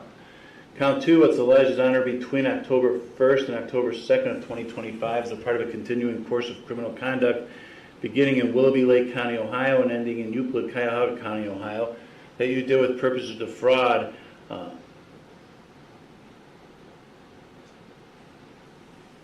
obtain property or services by use of a credit card in one or more transactions, knowing or having reasonable cause to believe that the card had been expired or been revoked or was obtained, is being retained, or was being used in violation of the law. It's further alleged the cumulative retail value of the property and services involved in one or more of the violations, which involved one or more credit card accounts and occurred within a period of 90 consecutive days, was over $1,000, which makes the offense of misuse of a credit card a felony of the 5th degree. Do you understand what you're charged with and pleading guilty to in this case? Yes, I do. Any questions about it? No, sir. In case 25 CR 1571, there's 1 count here, and what's alleged here and what you're admitting to is on or about September 20th, 2025 in Willoughby Hills, Lake County, Ohio, that you did with purpose to deprive Davon Boyd, the owner of property being a 2017 Black Dodge Ram Rebel, knowingly obtain or exert control over that property without the consent of Mr. Boyd, who is the owner, or anyone else authorized to give consent. The property was a motor vehicle, which makes the offense grand theft of a motor vehicle a felony of the 4th degree. Do you understand what you're charged with and pleading guilty to in this case? Yes, sir. Any questions about No, sir. it? In case 25 CR 1572, again, it's 1 count. It's alleged here that on or about August 2nd, 2025 in Wickliffe Lake County, Ohio, that you did with purpose to deprive Joseph Costello, the owner of property being a 2022 white Subaru Ascent, knowingly obtain or exert control over that property without the consent of Joseph Costello, who is the owner, or anyone else authorized to give consent. The property involved is a motor vehicle, which makes the offense grand theft of a motor vehicle a felony of the 4th degree. Do you understand what you're charged with and pleading guilty to in this count? Yes, sir. Lastly, in case 25 CR 1573, it's 1 count. It's alleged here on or about August 31st, 2025 in Eastlake, Lake County, Ohio, that you did with purpose to deprive William Dolan, who is the owner of property being a 2016 red GMC Canyon, knowingly obtain or exert control over that property without the consent of Mr. Dolan, who is the owner, or anyone else authorized to give consent. The property involved was a motor vehicle, which makes the offense grand theft of a motor vehicle a felony of the 4th degree. Do you understand what you're charged with and pleading guilty to in this case? Yes, sir. Any questions for me? No, sir. So you understand the nature of the charges in all 5 of these cases? Yes, I do. Well, before I can accept your guilty plea, then I need to make sure you understand all the rights you're giving up by pleading guilty. And first of all, in each of these cases, you have the right to have each case presented to a grand jury. So the documents that I just read to you are called informations. And information is a criminal charge brought by the prosecutor's office without the case having previously been reviewed or considered by a grand jury. Excuse me. Now, what a grand jury is, it's made up of a group of citizens here from Lake County that get together and they meet privately. They meet in secret for the purpose of evaluating evidence in cases to determine whether probable cause exists that someone committed a crime. Probable cause is defined as some evidence that would suggest the person probably committed a criminal offense. Everyone here in the state of Ohio accused of a felony has the right to have a grand jury independently review the evidence in a case and make a decision without the government being involved in that decision, whether someone should be charged or not. You have that right as well in each of these cases, but you can waive that right or give up that right if you desire and go forward and the charge is brought by the prosecutor and the information, and your attorney has indicated he believes that's how you want to proceed. Is that correct? Yes, sir. Well, before I can accept or go any further, I need to have you acknowledge that here in open court in writing. And I have in my possession here 5 documents, each called a waiver of indictment. There's one for each respective case that we've talked about. And these documents set forth what I've just explained to you about the grand jury process and that you want to give up that right. Before I can go further, I need to be assured you understand what these documents say, and you sign them here in open court. Now, they're each identical, except that they each have the respective charges that go along with that particular case. That could be the difference. Otherwise, they explain the same right. My understanding is that before I came out here, you had a chance to go over each of these documents with your lawyer. Is that correct? Yes, sir. Mr. Watson, is that accurate? Did you review each of these with Mr. Hudson, go over them with him, answer his questions? Yes, Your Honor, I did review each waiver of indictment form individually with Mr. Hudson. I read it to him, he read along with me. He signed it, and I signed it in the presence of the prosecutor, Your Honor. When he went through it, he indicated he understood them to you? Yes, Your Honor. Is that correct, Mr. Hudson? Yes, sir. So you understand what these documents say? Yeah, I do. Do you have any questions for me about them? No, sir. Now, it does appear, and your lawyer indicated that you signed them. Did you in fact sign them? You said what? Did you sign each of these Yes, I 5 did. documents? Yep. Ms. Kutch, you witnessed those signatures as well? Yes, Your Honor. All right, well, I will make each of these documents part of the record in each of the respective cases. At this point, Mr. Hudson, I'm going to review with you all the other rights you have that you're giving up by pleading guilty. And all these rights apply to each case. I'm not going to go over them 5 separate times. All the rights you're talking about you have for each of these cases. If there's anything that applies to one or more cases and not all the cases, I don't think that should be the case here, but I'll make sure I point that out otherwise. Otherwise, everything applies to all 5 of the cases, all right? Sounds good.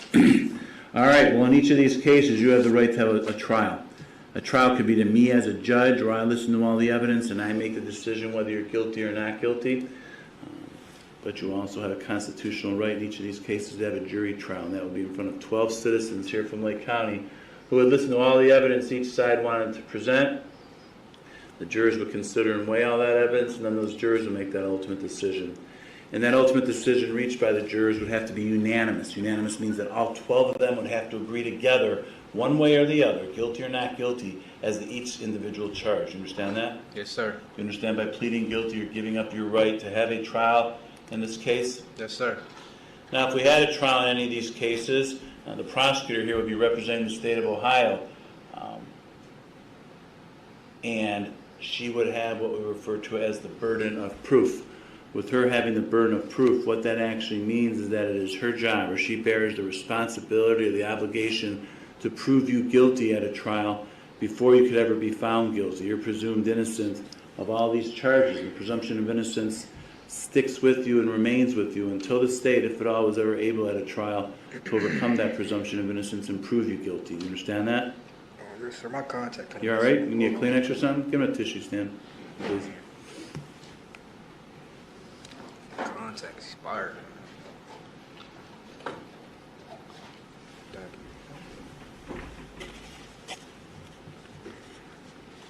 I'm all good. You all right? Were you able to hear what I was just saying, or? No, can you say it again, Let me please? go over that one again. I noticed that your eye was bothering me. What I had said was that if we do have a trial, the prosecutor is going to represent the state in that trial. Okay. And she would have what we call the burden of proof. Having the burden of proof means that it's her job, her responsibility, that she bears the burden to prove you guilty before you can be found guilty. And what that means is you're presumed innocent of all the charges, and the presumption of innocence remains and stays with you until the state, if at all, was ever able at a trial to overcome the presumption of innocence and prove you guilty. Do you understand that? Yes, sir. Now, when I talk about this burden of proof, Since these are criminal charges, that burden is what we refer to as proof beyond a reasonable doubt.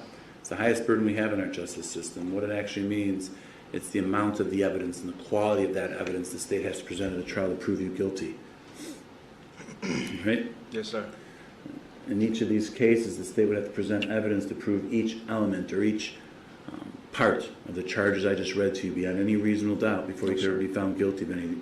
Sorry? No, sir.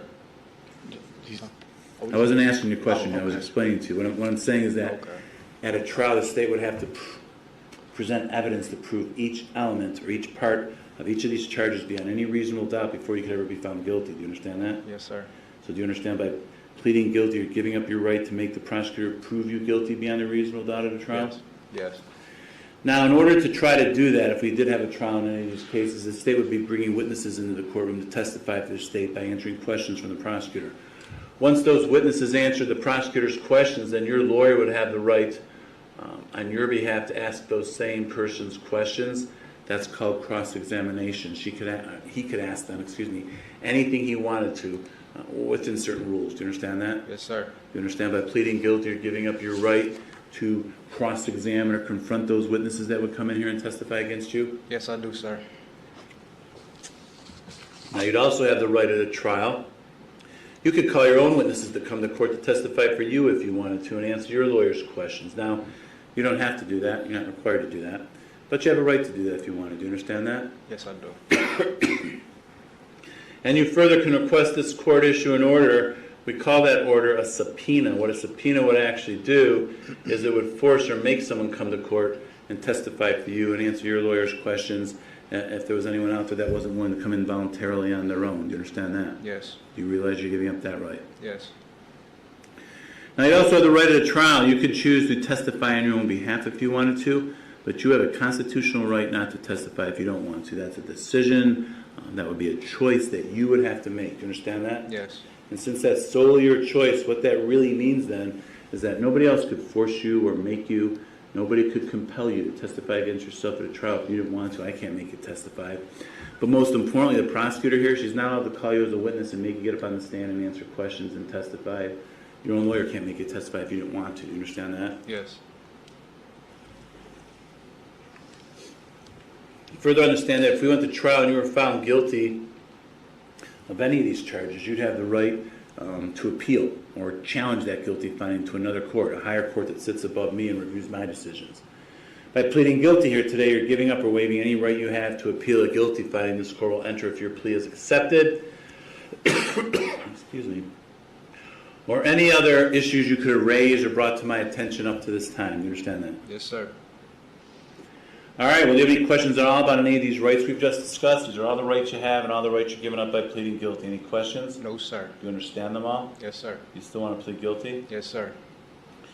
You understand a guilty plea is a complete admission of guilt. It means you're admitting to the facts being alleged by the prosecutor. We're not going to argue you didn't do it or it's someone else's fault or anything like that. Do you understand that? Yes, sir.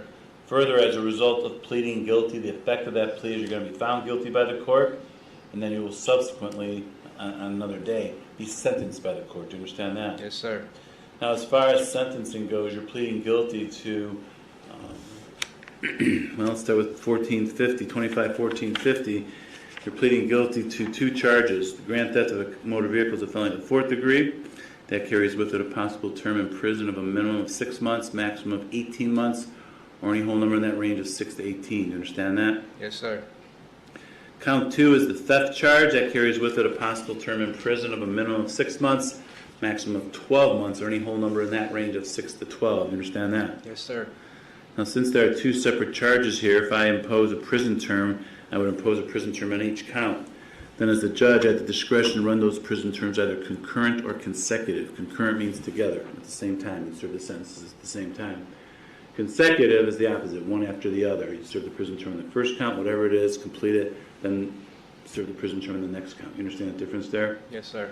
So in this particular case, 25-1450, if I impose the maximum sentence on each count and ran them consecutive, you're looking at a maximum possible prison term of 30 months or 2.5 years in prison. You understand that? Yes, sir. Now in case 25-CR-1570, also 2 charges. The first count's the theft of a motor vehicle, felony of 4th degree. Again, that's a 6 to 18 months in prison potentially. Count 2 is a felony of the 5th degree. It's the misuse of credit cards, 6 to 12 months. Same thing with this case. I can run them if I impose a prison sentence, concurrent or consecutive. If I give you the maximum sentence in each count consecutive, it would be 30 months in prison for this case. Do you understand that? Yes, I do. 25 CR 1571.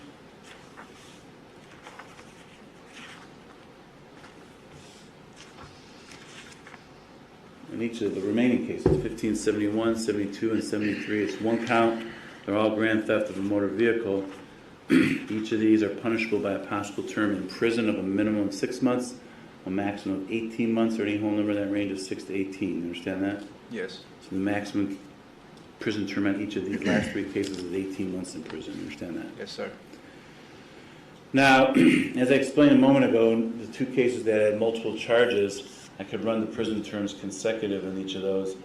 At the time of sentencing, if I impose a prison term in each of these cases, I could run the prison term in each case concurrent or consecutive to each other as well. Do you understand that? Yes, sir.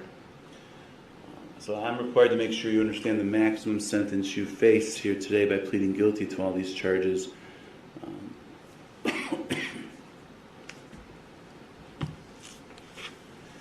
My math is correct. If I give you the maximum sentence in each of these cases and run them all consecutive, you're looking at 9.5 years in prison. You understand that? You said 9.5? You said 4. First 2 cases were 30 months each. That's 5 years. So there's a 4. And the other 2 is year, 4 and a year and a half, year and a half, year and a half. These are all 4s. Okay. So this is technically 4.5 for those 3. And then that's, It'd be 114 months. 2.5 and 2.5 here, so that's 5. Plus 4.5 is 9.5, technically. Not For sure. I'm just saying. But that's in theory, that's what he's asking if you understand. I understand. That's if I gave you the maximum sentence in every count you pled guilty to and ran everything consecutive. The maximum sentence you face would be 9.5 years. Do you understand that? Yes, sir. Are you currently on probation or parole to any other courts or agencies or any type of supervision? Yes, sir. Culotta County. For what? For the same thing. F4. I got an F4 theft. Were you on probation when any of this happened? Yes, sir. I need to advise you that there may be consequences in that court. Is that the only court or anywhere else? Oh, you said what? Is that the only court or anywhere else? Yes, sir. That's the only court. There may be consequences in that court with that judge for committing a new crime while on probation. If you commit a crime while on probation, it could be a probation violation. Nothing I can do about it or I'm going to do about it, but there could be consequences in that court there. Do you understand that? Yes, I need sir. to make sure you understand that. Yes, I do. Do you have any other charges pending against you anywhere? Yes, I'm trying to think. Yeah, I do. In Lake County or somewhere else? No, I think somewhere else. Sir? Cuyahoga County, I think Summit. Summit? Oh, yeah, Portage County. I have an M3 pending. The only reason I bring that up, and I don't know if it'll be applicable here or not, but if you're not currently serving a prison term, are you? No, I'm not. If you get sentenced to prison in another court before you're sentenced here, and if I impose a prison term, I can run a concurrent or consecutive to that. But it already has to be imposed. If you're not going to leave here before that and go somewhere else, then that's probably not going to be an issue. If you've been sentenced to a prison term prior to being sentenced here, I can run a prison term concurrent or consecutive to that. But again, it has to be imposed. I can't run a prison term consecutive to some future possible unknown prison sentence. I can't say, if you get prison in Cuyahoga, then mine's consecutive. I can't do that. It's already got to be imposed. You understand that? Yes, sir. Right. Now, for each of these 5 cases, if a prison sentence is imposed in any of them, you could be placed upon your release from prison on what's called post-release control. It's sometimes called parole. It's a period of supervision you would be on after you completed the prison sentence. And for each of these cases, it could be up to 2 years. You understand that? Yes, sir. And if you are on post-release control for any of these cases and you never violated any of the rules of your supervision, the parole authority could send you back to prison as punishment for violating the rules for another 9 months for each violation you commit, up to an overall maximum of 50% or half of whatever the prison term was imposed by the court. Do you understand that? Excuse me, say what? I'll say that again. If you are on post-release control and you violate any of their rules of supervision, the parole authority can send you back to prison as punishment for violating their rules. And it could be up to 9 months in prison for each violation you commit, up to an overall maximum of 50% or half of whatever the prison term I impose is. Okay, I understand. Okay. Now, aside from the possible prison sentence I just explained, there's other sanctions that could be ordered. You could be fined in each of these cases. In 25 CR 1450, the grand theft of a motor vehicle carries with it a possible fine of up to $5,000. The theft of the credit card involves, a possible fine of $2,500. So altogether, in this case, $7,500 possible fine. No fines are mandatory. You understand that? I understand, sir. In the other case, 1570, that is the 2 counts also. The grand theft of a motor vehicle is punishable by a possible $5,000 fine. Misuse of a credit card is $2,500. Again, maximum fine in that case is $7,500. Do you understand that? Yes, sir. In the remaining 3 counts, they each have 1 count of grand theft of a motor vehicle. Each of those are punishable with a possible fine of $5,000 each. Do you understand that? Yes. So altogether with each of the 5 cases, a possible maximum fine of $30,000. Do you understand that? Yes, sir. You could also be, ordered to pay court costs or reimburse the county for any cost of confinement, community supervision, or treatment if any of that were applicable in any of these cases. Do you understand that? I understand. Also, you could be ordered to pay restitution to any victim for any economic loss any victim may have suffered as a result of the criminal conduct involved. Do you understand that? Yes, I understand.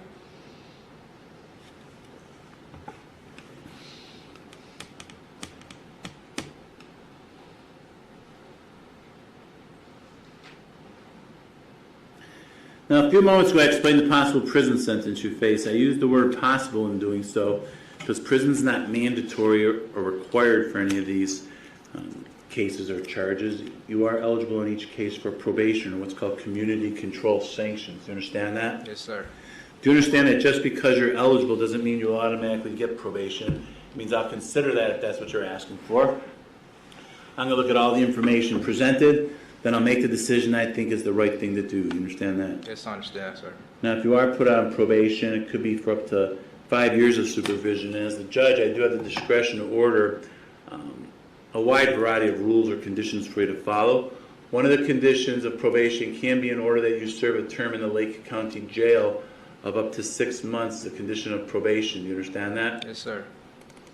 Further, if you are ever on probation to this court, you violate any of the conditions of your supervision, we would have a hearing here in court to see if you're what's called a probation violator.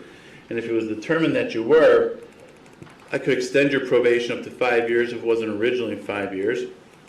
I could impose more restrictive sanctions against you, or I could terminate or end your probation and send you to prison at that point. And if I did it then, again, it could be for the period of time in each case that I mentioned earlier, up to a maximum with all 5 cases of 9.5 years in prison. Do you understand that? Yes, sir. That could also be ordered to be served consecutive to any other prison sentence you may be serving at that time for any other case, or that you're being sentenced to if there's any new cases. Do you understand that? Yes, I understand, sir. Lastly, when we do come back here for sentencing, you're going to have the right at that time to say anything you want. Anything you want me to know or consider. Your lawyer could speak on your behalf. He can recommend the sentence to the court. The prosecutor here can also recommend the sentence to the court. Do you understand that? Yes, sir. Do you understand that whatever anyone says at sentencing regarding what they think the sentence should be, it is just what I said. It's a recommendation. I don't have to go along and follow that if I didn't think that's the right thing to do. Do you understand that? Yes, I understand, sir. All right. Well, are there any questions for me about the potential penalties you face by pleading guilty? No, sir. You understand all the possible consequences? Yes, I do. You still want to plead guilty to these 5 cases? Yes, sir. Have you had enough time to talk about these cases with your lawyer and have him review everything with you, answer all your questions? Excuse me? Have you had enough time to go over everything with your lawyer, meet with him, talk with him, have him review everything with you, answer Yes, your sir. questions? Are you satisfied with his advice and counsel? I am. Has he, or has anyone for that matter, made any promises to you about what's going to happen at sentencing which is inducing you to plead guilty? No, sir. Have you been threatened or coerced by anyone to plead guilty? No, sir. Are you entering your guilty plea freely and voluntarily? Yes, I am, sir. All right then, Mr. Hudson, any questions for me at this time regarding anything we just talked about? What you're pleading guilty to in each case, the rights you're giving up, the penalties you face, any questions? No, sir. Do you need any more time to talk to your lawyer before we go forward with your guilty pleas? No, sir. All right, then what we're going to do at this time, the prosecutor is going to present me with the facts that she believes would be demonstrated at a trial if we had a trial. We'll do one case at a time. I want you to listen to what she says because then I'll have some follow-up questions for you, all right? I understand. So I'll leave it up to you to just say what case you're talking about first, and then we'll do one at a time. Starting with 25 CR 001450. All right, this is the chart case with one count of theft of a car and one count of theft of a credit card, Mr. Hudson. Go ahead. That's Had this matter proceeded to trial, the state would have proven beyond a reasonable doubt that on September 29th of 2025, initially just before 4 p.m., Willoughby Police Department responded to the Heinens located on Ridge Road in Willoughby, Lake County, Ohio for a theft report. Anthony Tortorici indicated that he works at Heinens, had left his wallet in his vehicle. When he came out later, he found that his car door was open, his wallet was gone. He had also received a notification that his debit card had been used at a Walgreens for a purchase just under $40. Officers went to Walgreens, found out that a Visa gift card had been purchased. They were able to view the video and see the individual who was involved. Shortly after that, same day, approximately 4:45 p.m., Willoughby Police Department responded to the area behind the Night and Day Club on Euclid Avenue in Willoughby, Lake County, Ohio, for a theft of a motor vehicle. Robin Bostic indicated that her 2019 Chevrolet Impala had been stolen between approximately 4 and 4:40 p.m. She had parked it in that area. She had left her purse in the car, which did contain her keys. The car was gone when she came out. Through flock and video of businesses in the area, the individual who had taken the car was able to be seen in those videos. It was determined that both the credit card theft and the auto theft were the same defendant, who was later identified to be Sean Hudson, the defendant.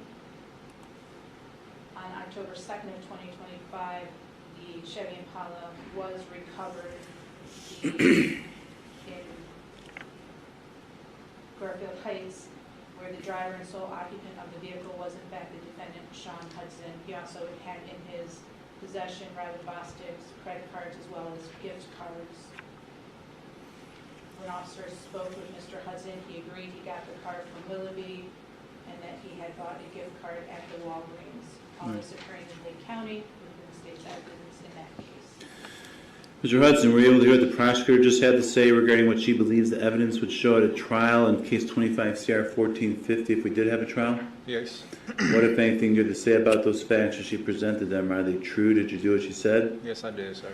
Very well then, regarding count 1, charging you with grand theft of a motor vehicle, felony the 4th degree, what is your plea to that count? Guilty. Regarding theft, felony the 5th degree, this is count 2, what is your plea to that count? Guilty. All right, Ms. Hudson, please move on to the next case. In 25 CR 001570, had that matter proceeded to trial, the state would have proven beyond a reasonable doubt that on October 1st of 2025, around 11:20 a.m., the Mentor Police Department was dispatched to a dental office on Mentor Avenue in Mentor, Lake County, Ohio, for theft of a motor vehicle. They spoke with Ashley Carney, who indicated that she had arrived at work that morning in her black 2024 Ram 1500.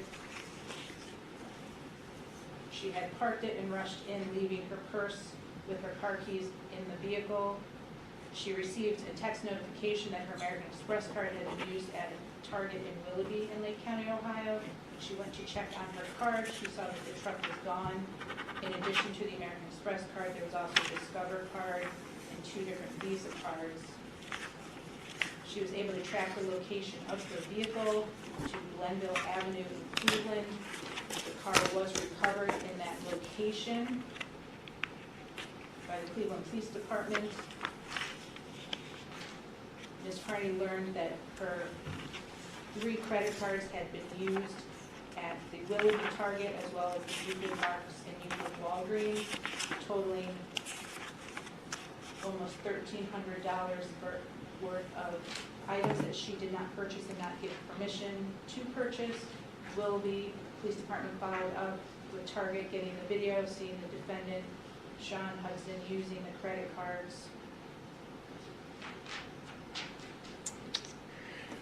When Willoughby was interviewing the defendant, he did admit to taking the Ram truck. You saw a picture of it, identified as one he had taken, as well as the credit cards were in the car.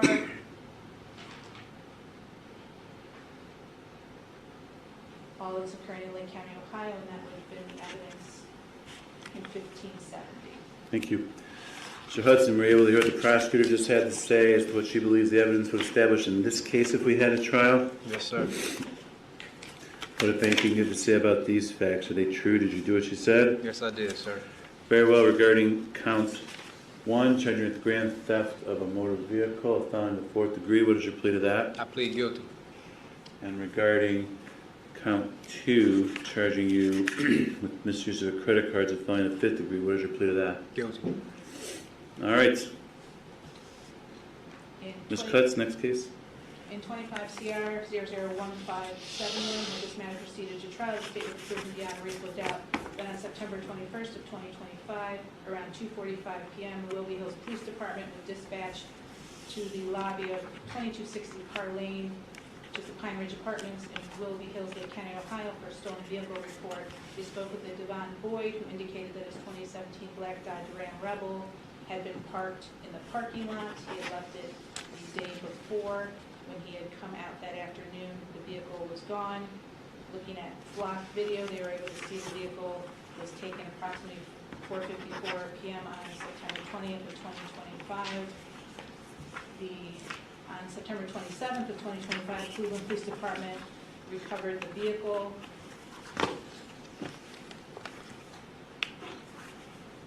Willoughby Hills Police Department detective went and spoke with Mr. Hudson, who indicated that he had in fact taken the vehicle from Pine Ridge Apartments. He had initially told Willoughby Police Department, who notified Willoughby Hills, who spoke with the defendant, Mr. Hudson, directly.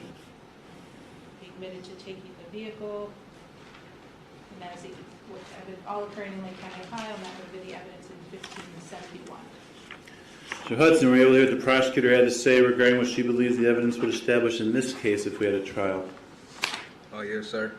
What, if anything, you have to say about these facts as you presented them? Are they true? Did you do what she said? Yes, I did, sir. Very well. Then regarding case 25 CR, it's 1571, correct? Correct. 1571. Charging with grand theft of a motor vehicle, a felony of the 4th degree. What is your plea to that count? Guilty. All right, Ms. Cutts, the next case, please. In 25 CR 00157, had this matter proceeded to trial, the state was proven beyond a reasonable doubt that on August 2nd of 2025, around 9:50 a.m., Wycliffe Police Department officers responded to the Center for Pastoral Leadership on Euclid Avenue in Wycliffe, Lake County, Ohio, for report of a stolen vehicle. They spoke with Joseph Costello, who indicated that his white Subaru Ascent was missing from the parking lot where he had parked it. Again, flock was reviewed to see whereabouts, as well as it was determined how to activate a tracking location system for the vehicle. It was found to be at 15620 Damon Avenue in Cleveland, Cuyahoga County. Officers went to that location, located the vehicle there. Swabs were taken. There was a charger in the vehicle that was not the owner's, that was also swabbed. That came back to defendant Sean Hudson. On October 10th, 2025, Wycliffe Police Department detectives went and spoke with the defendant, who did admit, Sean Hudson, the defendant, did admit to stealing the Subaru, that he had parked it, and then later saw that the police were at it. He admitted the charging cord in the vehicle was in fact his. All this occurring in Lake County, and that would be the state's evidence in 1572. Mr. Hudson, were you able to hear what the prosecutor had to say regarding what she believes the evidence would establish in this case if we had a trial? Yes, sir. What, if anything, you had to say about these facts as she presented them? Are these facts true? Did you do what she said? Yes, sir, I did. Very well. Then regarding count 1, In case 25 CR 1572, charging with grand theft of a motor vehicle, felony in the 4th degree. What is your plea to that count? Plead guilty. All right, last case, please, Ms. Cutts.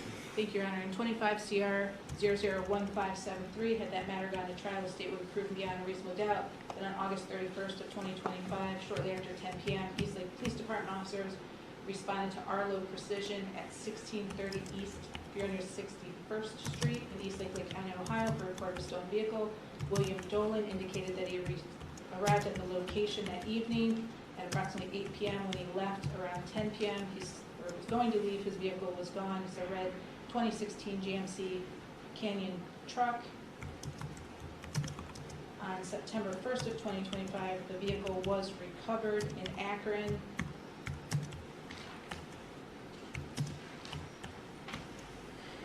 Inside the vehicle was a white phone charger that was not Mr. Dolan's. Swabs were taken of the vehicle and the charger. It came back to the defendant, Sean Hudson. When officers spoke with the defendant, specifically Willoughby Police Department, he did admit to taking the red GMC truck down the street from Target. All this occurring in Lake County, Ohio, within the state's evidence. Mr. Hudson, could you hear just now what the prosecutor had to say? The facts would be in this case if we had a trial? Yes, sir. What, if anything, do you have to say about these facts? Are they true? Did you do what you said? Yes, I did, sir. Regarding count 1, then, charging you with grand theft of a motor vehicle, felony of 4th degree, it's case 25 CR 1573. What is your plea to that count? Guilty. All right, in each of these cases, I have 5 separate documents called a written plea of guilty and judgment entry. Each of these documents set forth what I've just spent the time going over with you and reviewing with you, the rights you're giving up, the penalties you face, what you're actually pleading guilty to.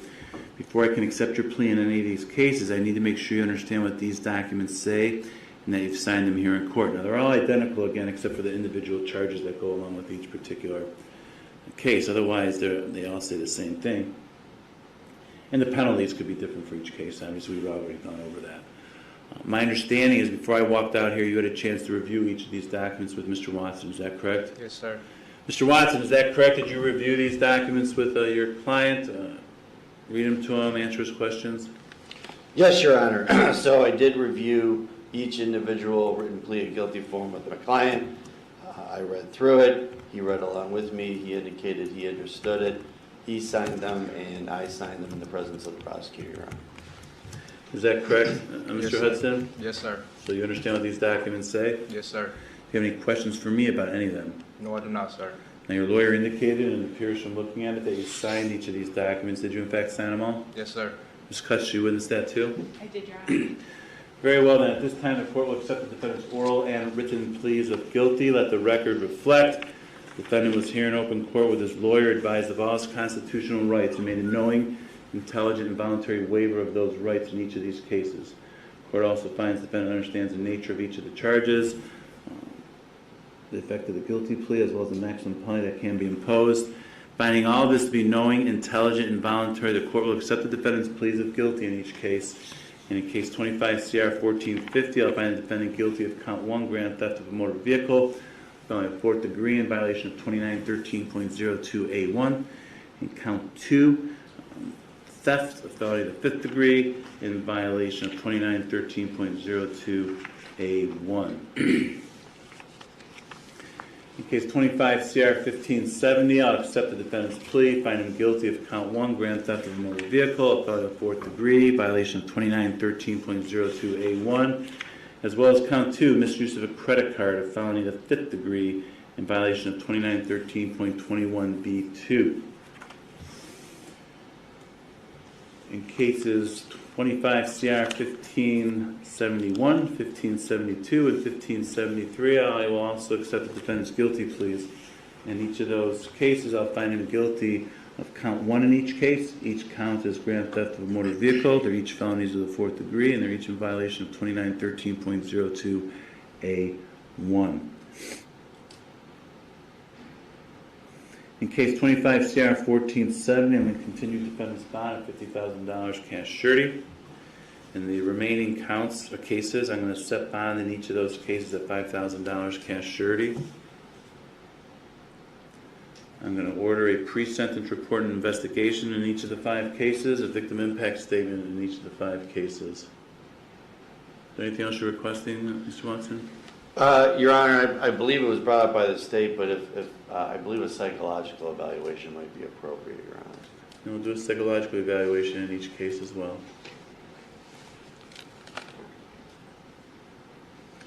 So, Mr. Hudson, I've referred you to the probation department so they can prepare some reports. The way they prepare the reports is they need to conduct some interviews with you beforehand. They'll bring you over, or they'll send you information, or come over and see you. I'm not exactly sure how they'll do it, but you'll be getting information or meet with them. It's important that when you meet with them and speak with them and fill out paperwork that you're open and honest with them, because they check and verify everything you tell them. And if they learn you're misleading them in any way, if you're not cooperative with them, they're going to let me know that, and I would obviously consider that as sentencing. You understand that? Yes, sir. All right, in each of the in four cases, 1570 through 73, I've also signed an order that the defendant get booked into jail on each of these cases. So we'll send that order over to the jail so they can deal with that. I think that covers everything. Ms. Cutts, is there anything else? No, thank you, Your Honor. Mr. Watson? Nothing further, Your Honor. All right, thank you.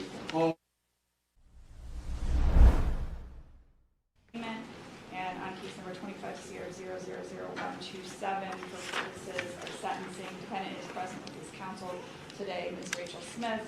On case number 25-CR127, we were last here on July 8th, at which time the defendant entered a written and oral plea of guilty to failure to comply with order of signaling a police officer, felony of the 4th degree in violation of 2921.331B.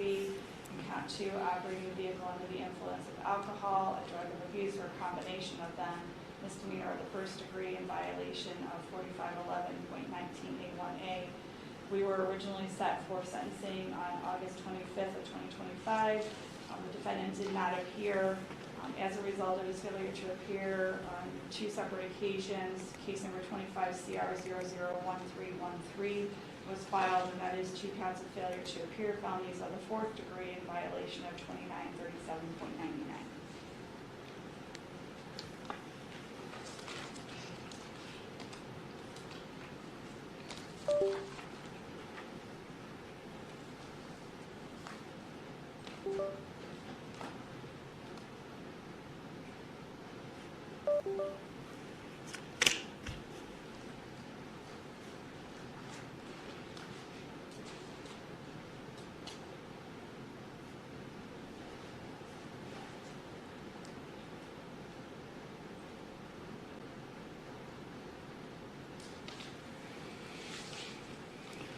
All right, we're going to deal with case 25-CR1313 first.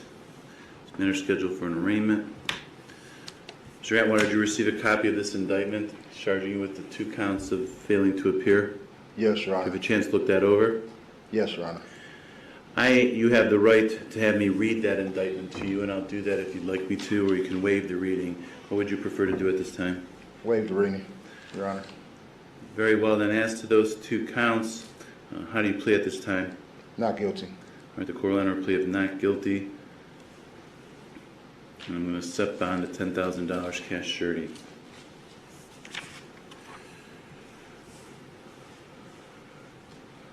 All right, now in regards to case 25-CR127, Ms. Smith, is there any reason not to go forward with sentencing? None that I'm aware of, Your Honor. Is there anything you'd like to say on behalf of your client? I would, Your Honor. Mr. Atwater is before this court on a failure to comply case. Mr. Atwater is a veteran. He served in the Marine Corps. He was twice deployed, suffered a traumatic brain injury that was documented from an explosion. Prior to finding himself before this court, he was established with services with the VA, attending once a month and working on obtaining a therapist. Your Honor, Mr. Atwater's PTSD kicks in as fight or flight, and for him it registers with flight every single time. It's how he came before this court on the underlying offense. It's how he came to flee his sentencing hearing.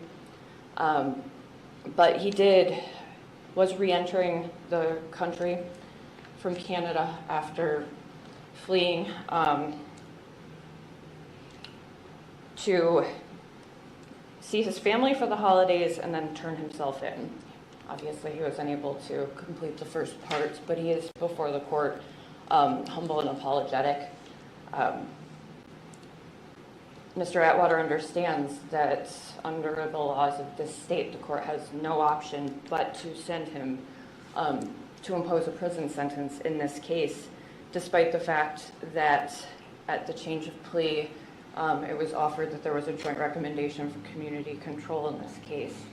Mr. Atwater also pled guilty to an OVI. His drinking is as much tied to his service and his resulting disability. And despite being incredibly intelligent, incredibly respectful in most of his dealings with individuals, although not in complying with this court's orders, Mr. Atwater understands the court will be imposing a prison term today. He would like the court to consider the role that his PTSD does play in each of both the offenses to which he's pled guilty and the Well, you're asking me just to assume that. I have nothing about that. I gave you an opportunity to provide me information on that, but you chose not to do that. And Mr. Atwater understands that the only reason that the court is very likely imposing a prison sentence here is because he has made it. So the court has no other options. But my point is, you're offering these explanations, and I guess I'd like to take your word for it, but I don't have any. Am I allowed to speak, Your Honor? You'll get a chance in a moment. And Your Honor, that is the purpose of a pre-sentence report, and that's why it was critical that it take place here. It did not, and it did not because Mr. Atwater did not appear. And so, Your Honor, we are asking for leniency in the prison sentence that is imposed. Mr. Atwater does not have a criminal history. He does have a record of service with this country as a veteran, and I believe that he intends to indicate his remorse and regret to the court in his own words as well. Thank you, Ms. Smith. Mr. Atwater, you have the right to address the court before you're sentenced. You can say anything you want. Is there anything you'd like to say at this time? Your Honor, I'm deeply apologetic for the decisions I've made, and this is the most trouble I've ever been in my life, and I've never, a lot of these terms are very new to me. Please, copy please, just the whole situation is I was completely oblivious to. So Show up to probation by 9. That's confusing? Not confusing, just wasn't feasible, Your Honor, because there was. And you shouldn't have stayed in jail. I gave you a bond because you told me you'd be able to do it. Your Honor, this is the most time I've ever been in jail. It's a terrifying, scary situation. I have kids. I've never been away from them besides the time of me being at war. And I felt like the time I had spent in jail was worse than war. Like, it completely was. I don't have anything as far as like to say. When I said I could show up, I was planning on finding a way. My mother was out of town. She was in another country, and I was just under the influence. I wanted to get out of jail at that time, and I tried to find a way, and it didn't work out in my best interest, Your Honor. I'm apologetic about that as well, and I just want to say I don't go out with any ill intent of doing any harm to nobody. I've never stole from anybody. I don't be in the world doing anything wrong. The history I have is just driving. The one thing I did on that instance in January, all I was doing is trying to avoid a confrontation at home. I went to the bar, I drove home, and in this situation ensued. There was no craziness as far as I'm not out here doing anything wrong. I'm just trying to raise my kids. I take my kids to football games, cheerleading practice, you know what I'm saying, the normal dad stuff, and just try to live in the world as peacefully as I can. I've been in 3 different trade schools. I do home renovations. I do a lot of different things to not be in trouble or getting in this type of situations. That night was me trying to avoid a situation, and it happened to be this is what happened from it. So I apologize for just the whole situation in totality. All right, thank you, sir. Thank you, Your Honor. Ms. Smith, anything else? Not at this time as to this matter, Your Honor. Give me 1 second. Oh, Ms. Linden, on behalf of the state. Thank you, Your Honor. Your Honor, I know we did originally say that we were going to have a joint recommendation for community control, but the problem is if you're going to be on community control, you have to show up. And it's clear that that is a difficult thing for the defendant to do for whatever reason. So the state is recommending a prison term on this matter. He does have 8 days of credit for time served.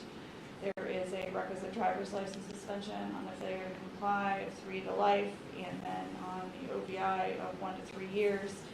There's a mandatory 3 consecutive days for the OVI, and then a mandatory fine as well. So we'd ask that you impose those. Thank you. Thank you.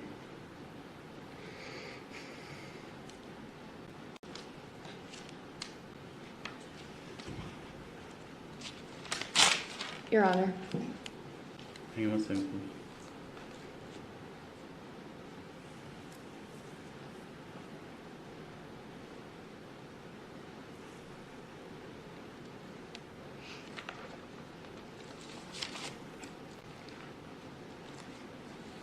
Ms. Smith? Your Honor, it's my understanding that Mr. Atwater has 8 days of jail time credit since his arrival. Yeah, that's exactly what I'm doing right now. Okay. Let me see what I get. Do you have a number? I do not, but there were, based on my records, it appears at least 3 other times. Well, he's that been he in was jail several times. Yes. Your Honor, it was, the original jail time was from November 22nd to November 24th. January, you mean? I'm sorry, January 22nd, I'm sorry, January 22nd and January 24th. Then after that, from July 7th to July 8th, and now he was arrested here on the 24th, is in custody and until today's date. That's where I came up with 8 days. When was he was arrested? On this case? Yeah, and now, recent? Now, 24th. That was the date of arrest or the date he arrived in the jail? I have from. What date were you detained at the border? From Deputy Robertson Monday. from the marshal. Talking about the burning here? Apprehended on the 24th. Okay. I was in custody Here, then. but let me look at something first.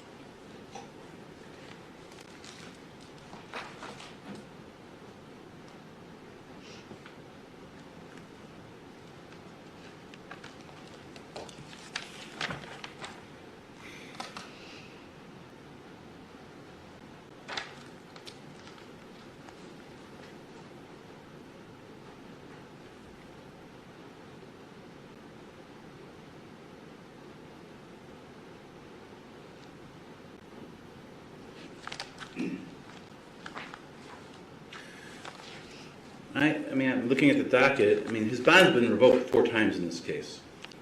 So back in February of this year, there was a motion to revoke his bond that was granted. The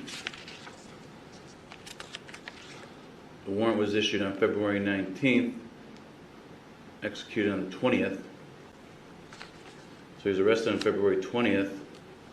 Then there was a hearing on a motion to reinstate.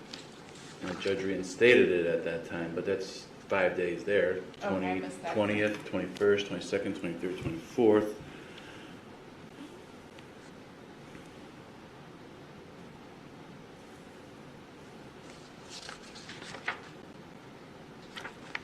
So that's 5 days in February, 3 days initially.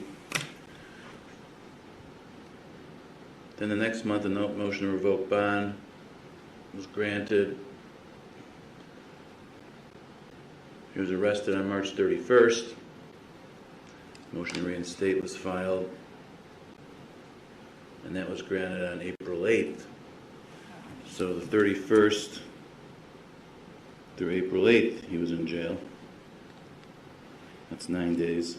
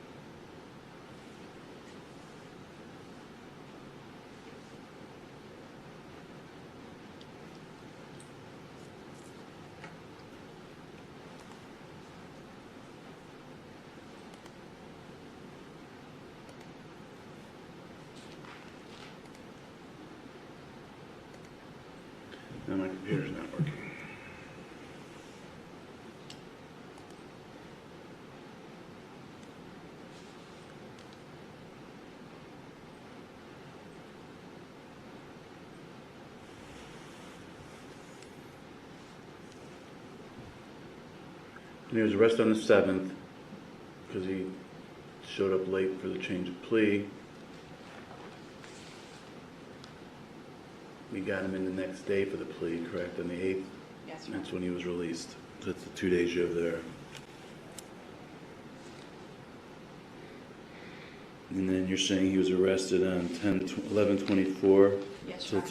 today. 3 more days. 22 then? I don't know yet. 14, 16. I got 20. Am I adding wrong? 3 original, then 5, plus 9, and then another 5. 22. Oh, yeah. 22.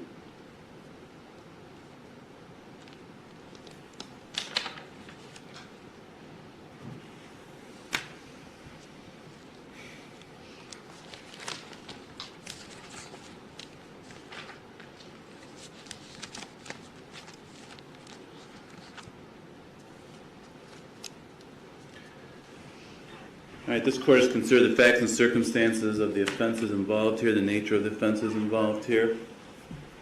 Consider the history of this case. I don't have a pre-sentence report to review as an psychological evaluation that were ordered by this court as the defendant failed to appear to the probation department to assist in the preparation of those reports, which would benefit him, benefit the court. I've considered everything that's been said here today by Mr. Atwater, his lawyer, prosecutor.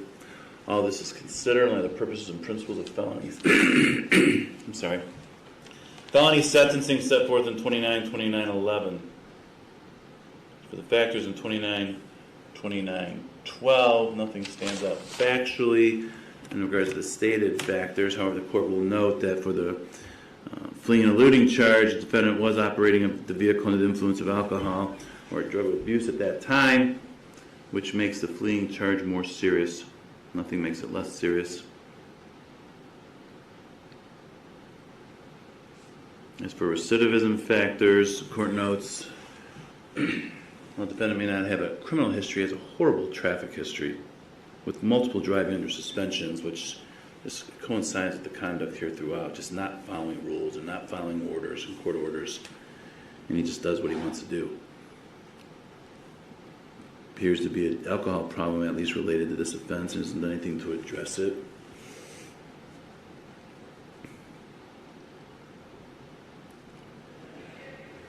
I don't find genuine remorse. I could find genuine remorse just coming here today and saying I'm sorry, but the conduct and your behavior leading up to this shows no remorse. And other factors indicating relevant factors, just the fact that the defendant's bond has literally been revoked 4 times in this case. First, sit down, please. Yes, sir. First 2 times, it's because he wasn't able to pay for the, whether it was Scram or GPS, I don't remember which one it was, and it was revoked and reinstated. And it got revoked and reinstated. Then in this case, he shows up late for his plea, so it was revoked and reinstated. I've never seen that happen before. Someone's had their bond revoked 3 times and then been reinstated every time. And that's part of the problem here. You think you can just do what you want to do and you're going to get what you want, and then I'll end run. And then it was violated, revoked again because the defendant, when I reinstated it, when he got reinstated for the 3rd time, he was told to show up the next morning by 9 a.m. He didn't show up. Didn't call. Didn't come the next day. Didn't reach out at all. Said you didn't have a ride, but nobody knew that. You didn't call anyone to tell him that. I was under the influence. I was going to jail, Your Honor. That's all. It's not an excuse. Not an excuse. And I feel like there was a lot of miscommunication with the Scram monitor because they said they was going to pay for it, and then I got bound over to Lake County, and then they never told me that I had to pay for it. That's where all that miscommunication came from initially for the Scram. Even the second time? Yes. When you got revoked and again it was reinstated? And you said you would pay for it? I was paying for it, Your Honor, but they didn't tell me that I had to pay for it. It was surcharge every day. So I was paying for it weekly, but by the time I paid for it the next week, they were saying that I was late. That's what that was about. I know what it's about. I didn't know that I had to pay for it ahead of time. You keep saying you don't know this stuff, and this stuff's explained, but you just don't pay attention or you don't want to hear it. You claim I didn't know I had to be there by 9 o'clock, or maybe it was your girlfriend who called No, here. Your girlfriend that called here and said he didn't. It was never told what time he had to be there on that day. Well, that's. I knew I had to be here at 9 o'clock, Your Honor. I just didn't have a ride from Cleveland. Bond's been revoked 4 times. You've had multiple license suspensions because you just do what you want to do. All I've done was go to work, Your Honor. I gave you say what you want to say, because it's my turn to speak, but apparently you have more you want to say. So I'm going to let you say what you want to say, but then it's going to be done. We're not going to go in this debate here. Yes, Your Honor. Is there anything more you want to say? No, Your Honor.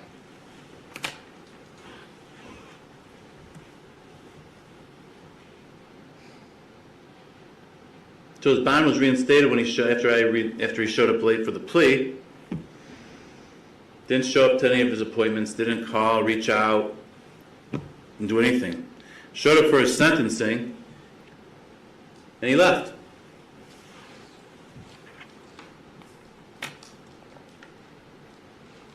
And he's been gone September, October, November, over 3 months. 3 months. Terrible person, yeah. Terrible person. Worst person. Attempted to leave the country. Never left the country. I said attempted to leave the country. We're not having a debate. I said attempted to leave the country. You were going to leave the country.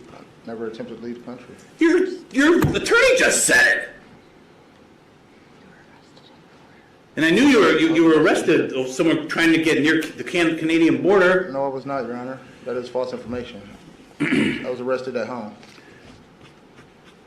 I don't know where Canada came from. From your lawyer's mouth. It was relayed to me by the state, Your Honor. Your Honor, I can tell you from Go ahead. what the marshal said. I was at home. So in terms of. You're going to be removed from this courtroom if you're not going to keep quiet. Yes, Your Honor. I've given you every opportunity to speak. I've asked you multiple times if you have anything more to say, and I said we're not going to argue back and forth, and you keep doing it. It's the exact history of what this case is about, that you just do what you want and don't listen to anybody. Ms. Linden? The information from Josh Robertson from the sheriff's office indicated that they had to ping his phone, that they got the phone number that was pinging within 25-meter radius of Windsor, Canada. It was across the river from Detroit. He had to reach out to Border Patrol to see if he's crossed over, and they were looking at a provisional warrant to give to Canada as a result of that. There was a Canadian counterpart that they were trying to get in touch with as well there. They were going to continue to ping the phone, and then he appeared to be the next day back in Detroit, and they were going to reach out to Detroit at that point in time, and then they continued to ping his phone, and then he was finally apprehended. Thank you.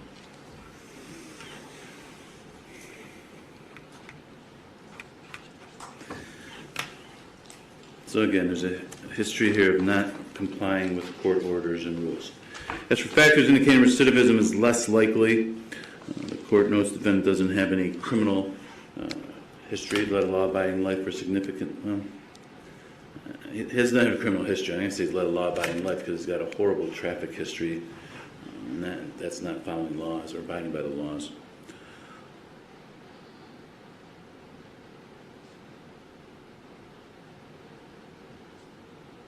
Again, the defendant failed to appear for a pre-sentence report, so I don't have a report that was completed, and thus I don't have under the law, the authority to impose community control sanctions.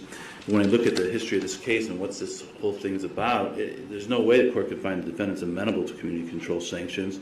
The very offense itself deals with failing to comply with an order of a police officer. The defendant's bond again was revoked 4 times in this case. The history here is that he doesn't comply, doesn't follow rules, and he's going to do what he wants to do. So prison is consistent with the purposes and principles of sentencing.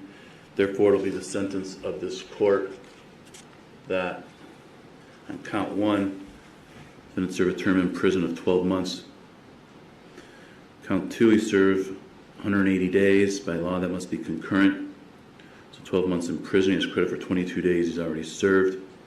Need to advise you upon your release from prison, you may be placed on post-release control for up to 2 years. If you are and you violate any of those conditions, the parole authority can return you to prison as punishment for violating their rules for another 9 months for each violation you commit, up to an overall maximum of 50% or half the term I just imposed, which would be 6 months.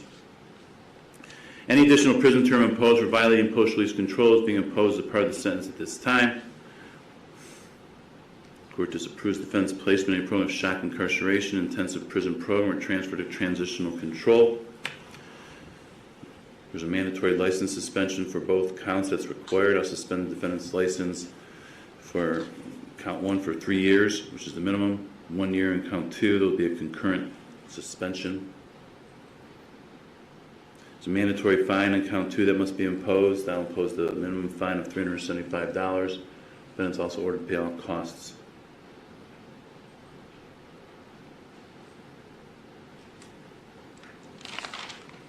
Is there anything else for the record, Ms. Linden? No, Your Honor, thank you. Ms. Smith? Your Honor, only that in case number 25 CR 1313, Mr. Atwater has executed a waiver of speedy trial in the bond conditions. Okay, we'll get that filed. Thank you. Anything else? Not at this time. Thank you. All right. Mr. Collette, good morning. Your mother is in the courtroom. Mr. Collette, you're here because you've been accused of 1 count of criminal mischief. Mr. Collette, there is probable cause for this charge. This type of criminal mischief you're accused of is a first-degree misdemeanor. I'm going to appoint the public defender's office to represent you, Mr. Collette. I'm going to ask that you listen to Mr. McDaniel. Before we do that, ma'am, not only are you his mother, you're also the alleged victim. Is there anything you want to say? Yes, I would like to see. I want to make sure he can hear you also. So if you'll come into the microphone, make sure he can hear whatever you want to say. I filled out the paperwork. I want to try and see if I could get him some kind of help because he has some mental issues going on where he sees things and hears things that's not there. And I think that he needs a psychological evaluation with the problems that he's having. I think some of it is drug related. I'm not really sure, but I really feel like that he needs help and not jail time. Okay. I just feel like that he needs some help, so I'm trying to do that. Okay. Mr. Mitchell, any questions for Ms. Collette? Not at this time. Mr. McDaniel, any questions for Ms. Collette? No, Your Honor. Okay. Thank you, Ms. Collette, for Thank coming. So Mr. Collette, let me see if the attorneys have any additional information. Listen to Mr. McDaniel, please. I don't have anything, Your Honor. Just requesting a bond. Yes, Your Honor. Mr. Mitchell, anything? We just request a reasonable bond under the circumstances and that he be subject to random UAs. Okay. Is there, tell me the basis for the random UAs. Was there an allegation of drug use? Yes, when the deputy made contact with Miss Colette, she was making an allegation that he was on drugs and destroying the house. So allegation of drug use is mentioned in the complaint. Yeah, okay, it is. Thank you. So Mr. Collette, what I'm going to do is, it looks like you've been to prison twice. Is that right, Mr. Collette? Yes, sir. Okay, Mr. Collette, I'm going to set your bond at $5,000 cash or surety. I'm going to have random analysis as a condition of your bond. Cash or surety means that you can go through a bondsman if you wish. Ma'am, what I'm also going to do is ask the jail to get life management to do an evaluation of Mr. Collette. And Ms. Collette, that evaluation may give us some guidance on where we go from here. I don't necessarily have a problem with releasing him to a program if we find the right program. Obviously, I've got to give the state a chance to have input and Mr. McDaniel before making that decision. So once life management meets with him, if they say he would benefit from a program, then the next question is what type of program? There's mental health programs, which are fewer than drug treatment programs. There's drug treatment programs, which we have several of. And then there's programs that deal with both, which are the hardest and rarest, hardest to find and rarest programs. So if it's most programs deal with drugs or alcohol, but not both. And then you have dual diagnosis programs which deal with both, and those are the ones that are kind of hard to find. So let's see what the life management evaluation says, and we'll go from there. In the meantime, he has the right to a bond. If he posts a bond, or if you post a bond for him, then he'll be out of jail. Otherwise, he'll be there, and we'll see him again once the evaluation is done. So, Corporal, if the evaluation gets done today, and if he's still there tomorrow morning, let me see him tomorrow morning. If the evaluation doesn't get done until tomorrow, we'll see him the following day, the following first appearance after the evaluation. So Mr. Collette, I'll be seeing you in the near future if you don't post bond. Mr. Collette, there is a condition of random error analysis on your bond. Do you have any questions, sir? Yes, sir. All right, sir. We'll see you soon. I had worked in a corporate with line management at one time. He wouldn't go. The jail will ask them to see him. They have a contract with the county, so they see individuals in the jail. Okay. Corporal, anything else in that case? No, sir. All right. The next person that has friends or family here is Thais Pender.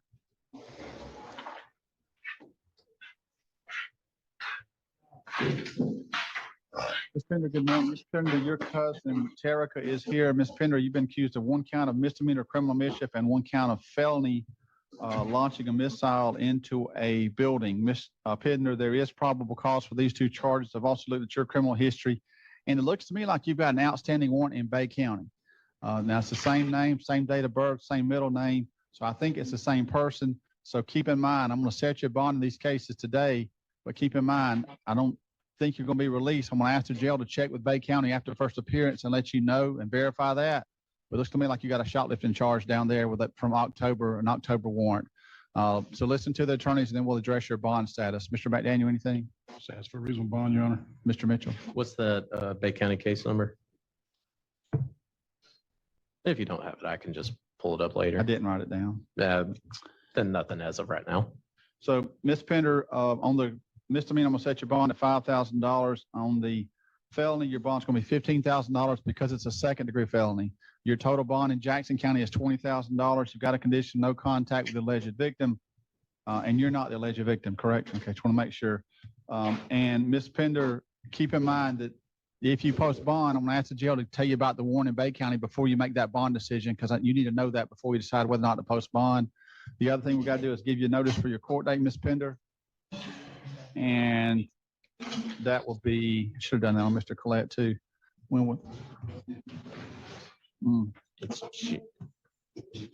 I think it's 5th or 6th. Give me a second. I can pull it up for you. Can you? It's the 5th. It's January 5th. Stacy, will you make a note? Pamela has her updated sheet. She changed the color combination and I don't have them back yet. I need them back. Please, if you don't mind. 5th for the misdemeanor, 6th for the felony. January 6th at 8:30 a.m. will be your court date. Ms. Pender, do you have any questions? No. Ma'am, in the courtroom, do you have any questions? I just saw it this morning. I looked it up. It was a petty theft and it was an October warrant. I could give you a little more information, give Ms. Pender a little more information if you want. It's the chance of being a different person with the same middle name is really unlikely because of the middle name's an unusual name. So let's see what we got here. I didn't look and see the specifics of it. So Mr. Mitchell, it looks like it's Bay County case. 4796 MM. Yes, 4796 MM. And the allegations, Ms. Pender, against you in Bay County, Walmart theft, there's allegedly, and it was alcohol, allegedly stealing 2 bottles of Patron liquor, 1 bottle of Deuce or Deucey liquor, not sure how you say that, and 1 bottle of Hennessy liquor valued at more than $100. And allegedly this occurred in Lynn Haven on October 7th. Supposedly it was captured on video. So that's what you're accused of. Any other questions, ma'am? All right. Wish you the best, Ms. Pender. Okay. All right. So that's it for friends or family, Mr. Corporal. So let's go back to the top of our list, which is William Chapman.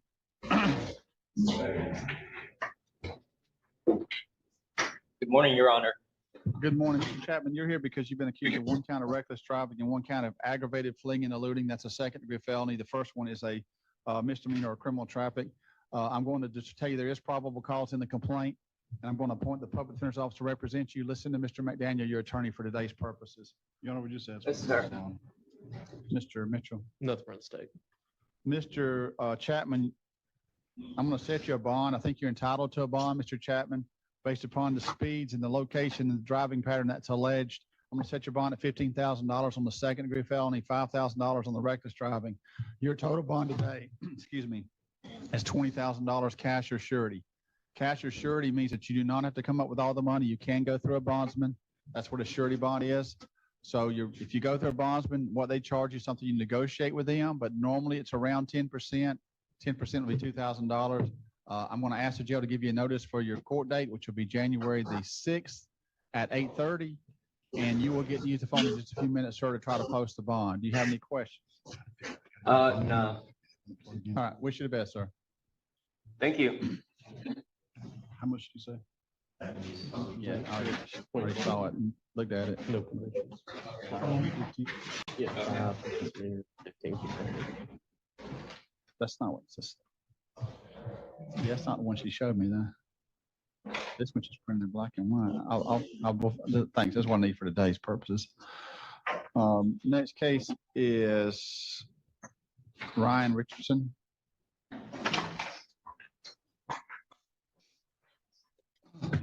Mr. Richardson, good morning. Mr. Richardson, you're here for one count of petty theft. Mr. Richardson, I read the complaint. There is probable cause for the charge. Actually, I think I'm the judge that may have signed the warrant, so I found probable cause when I signed it. Corporal, the lieutenant told us this morning that the criminal history was not running out of state records earlier this morning. Is that still the case? As far as we know, sir. Okay. So, Mr. Richardson, usually I have out-of-state criminal history, and today, unfortunately, I don't have that. So let me ask you a couple of questions. Do you have any charges pending anywhere, Mr. Richardson? No, sir. Are you on any probation anywhere? No, sir. And when's the last time, if ever, you've been charged with a crime? I haven't. You've never been charged with a crime anywhere? Mm-hmm. Great. And you live in Delville? Yes, sir. There's another gentleman by that name, and I assume that when you looked him up, I don't know, I mean, there was a warrant that was issued for him. He was on probation, but it's not the same person. So I assumed, I looked at it and I didn't see anything either. And I was like, You're saying this case isn't the same? no, I'm not saying this case is not that person. I'm saying that there was another person that same name in Florida that was on probation, because it's unusual for you to set a warrant for a second-degree misdemeanor. I think I'm going to read I couldn't open the complaint. Our system was down earlier. And then But I'm going to read the complaint since they if left it's that open. Wednesday. And then he probably was with somebody. And I think there probably was a warrant issue for the other person. Law enforcement asked for a warrant for both. But let's see what we've got here. Oh, it's a really bad copy.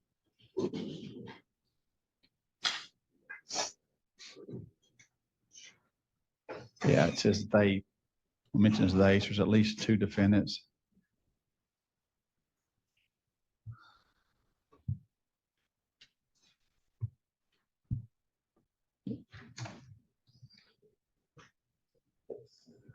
Okay.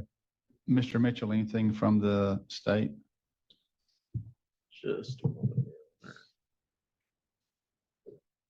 I was looking them up too. I didn't see any history in Florida at least, so nothing at this time. Mr. McDaniel, anything? Yeah, I didn't see anything in Florida either, but I don't know about Alabama. Okay, Mr. Richardson, I'm gonna let you pick between a bond and a conditional release because of your criminal history and because you're accused of a misdemeanor. If you would like to post a bond, the bond I normally would set for this charge is $2,500. Some people prefer a bond, some people prefer a conditional release. Has he been explained what a conditional release is, Mr. McDaniel? A conditional release is different than a bond. So the way a bond works is you either put up all $2,500 or you go through a bondsman and they charge you agreed upon fee to get you out of jail. Usually it's around 10% of the bond. That's the way a bond works. Someone in your situation with your history, though, is going to be offered a conditional release. Do you want to talk to him about a PTI resolution if Mr. Mitchell's agree? Would you rather him come back for arraignment date? Mr. Richardson, Hold on, John. I think I'd rather bring him back for an arraignment date. That way we can run the NCIC and see, Want to get a written time history? to see if he has anything in Alabama. No problem. So, Mr. Richardson, a conditional release means you get out of jail without putting up any money. You don't have to go through a bondsman. You don't put up any money out of jail to get out of jail. The trade-off for a conditional release is this: if you accept the conditional release, what happens is that you have more rules to follow than a bond has. So on a bond, you've got a condition not to go to any Walmart, don't miss any court dates, don't be charged with any new crimes. If you accept the conditional release, you have those same conditions, plus you have other conditions. You have to report in by phone once a week. You have a condition not to possess or consume alcoholic beverages. And on the conditional release, you also have to pay a cost of supervision, which is $30 a month. So usually a conditional release turns out being cheaper than a bond, but a conditional release has more rules to follow. That's the trade-off. You're under court supervision on a conditional release, a more intense form of supervision than you are on a bond. So you get to pick if you'd rather post a bond, either by putting up all $2,500 or going through a bondsman, that's fine.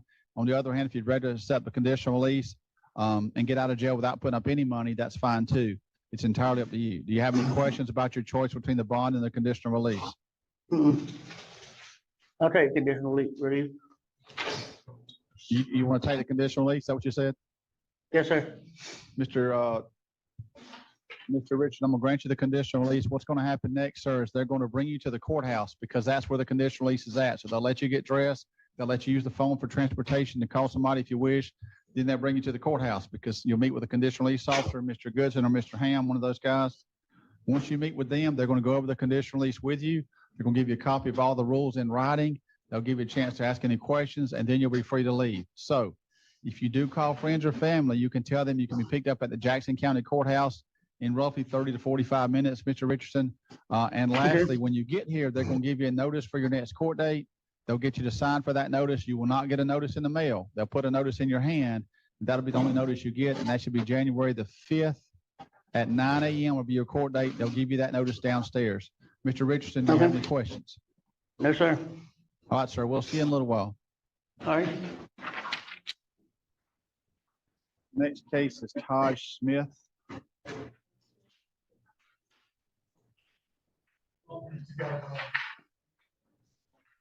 Mr. Smith, good morning. Mr. Smith, you're here because you've been accused of one count of principal in the first degree to first degree misdemeanor of petty theft. Mr. Smith, there is probable cause for that charge in the complaint.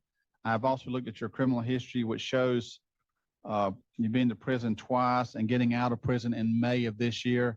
I'm going to appoint the public defender's officer to represent you and listen to your attorney, then we're going to go from there. Mr. McDaniel. Your Honor, I've talked to Mr. Smith. He's going to plead no contest. The charge is listed. You understand him? He's been sentenced to 90 days in the county jail. You have 1 day jail credit. There'll be reservation on the restitution that might be owed. And he has signed his plea waiver form, waiving his right to jury trial and call witnesses. Thank you. Mr. Mitchell, anything? That is agreeable with the state, Your Honor.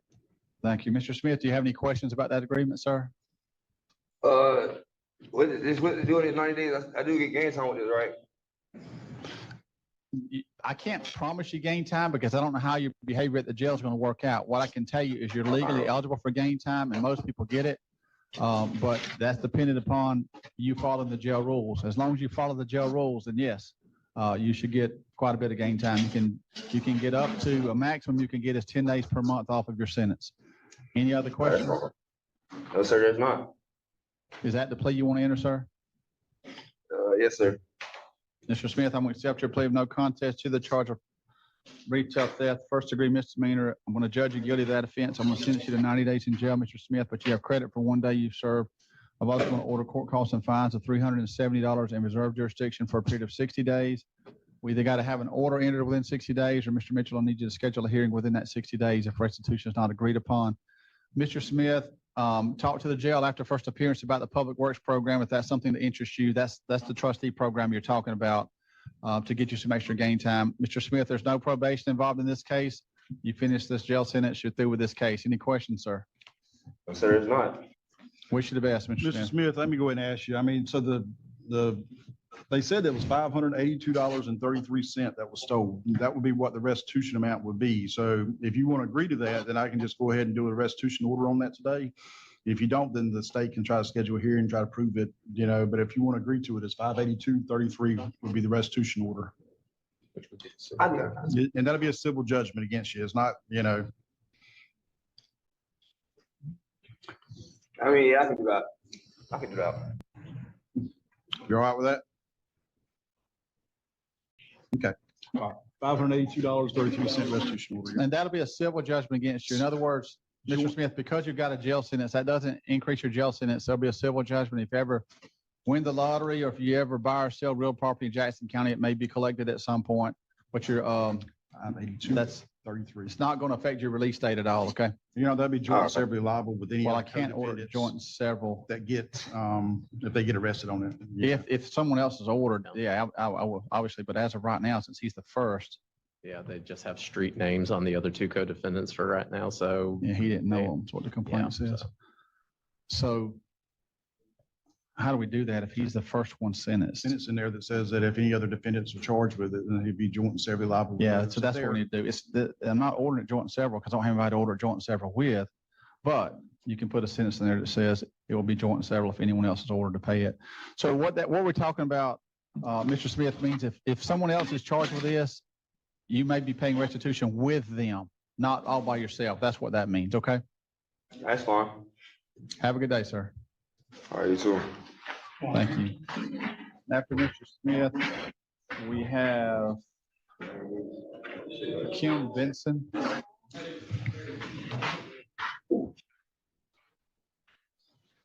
Since, I did not get to this case. Mr. Benson, you're here for a review of the weekend first appearance. It looks like the judge during the weekend first appearance reviewed the case, found probable cause, and set you a bond of $2,500. But when did you brought back today? He didn't know who the victim was.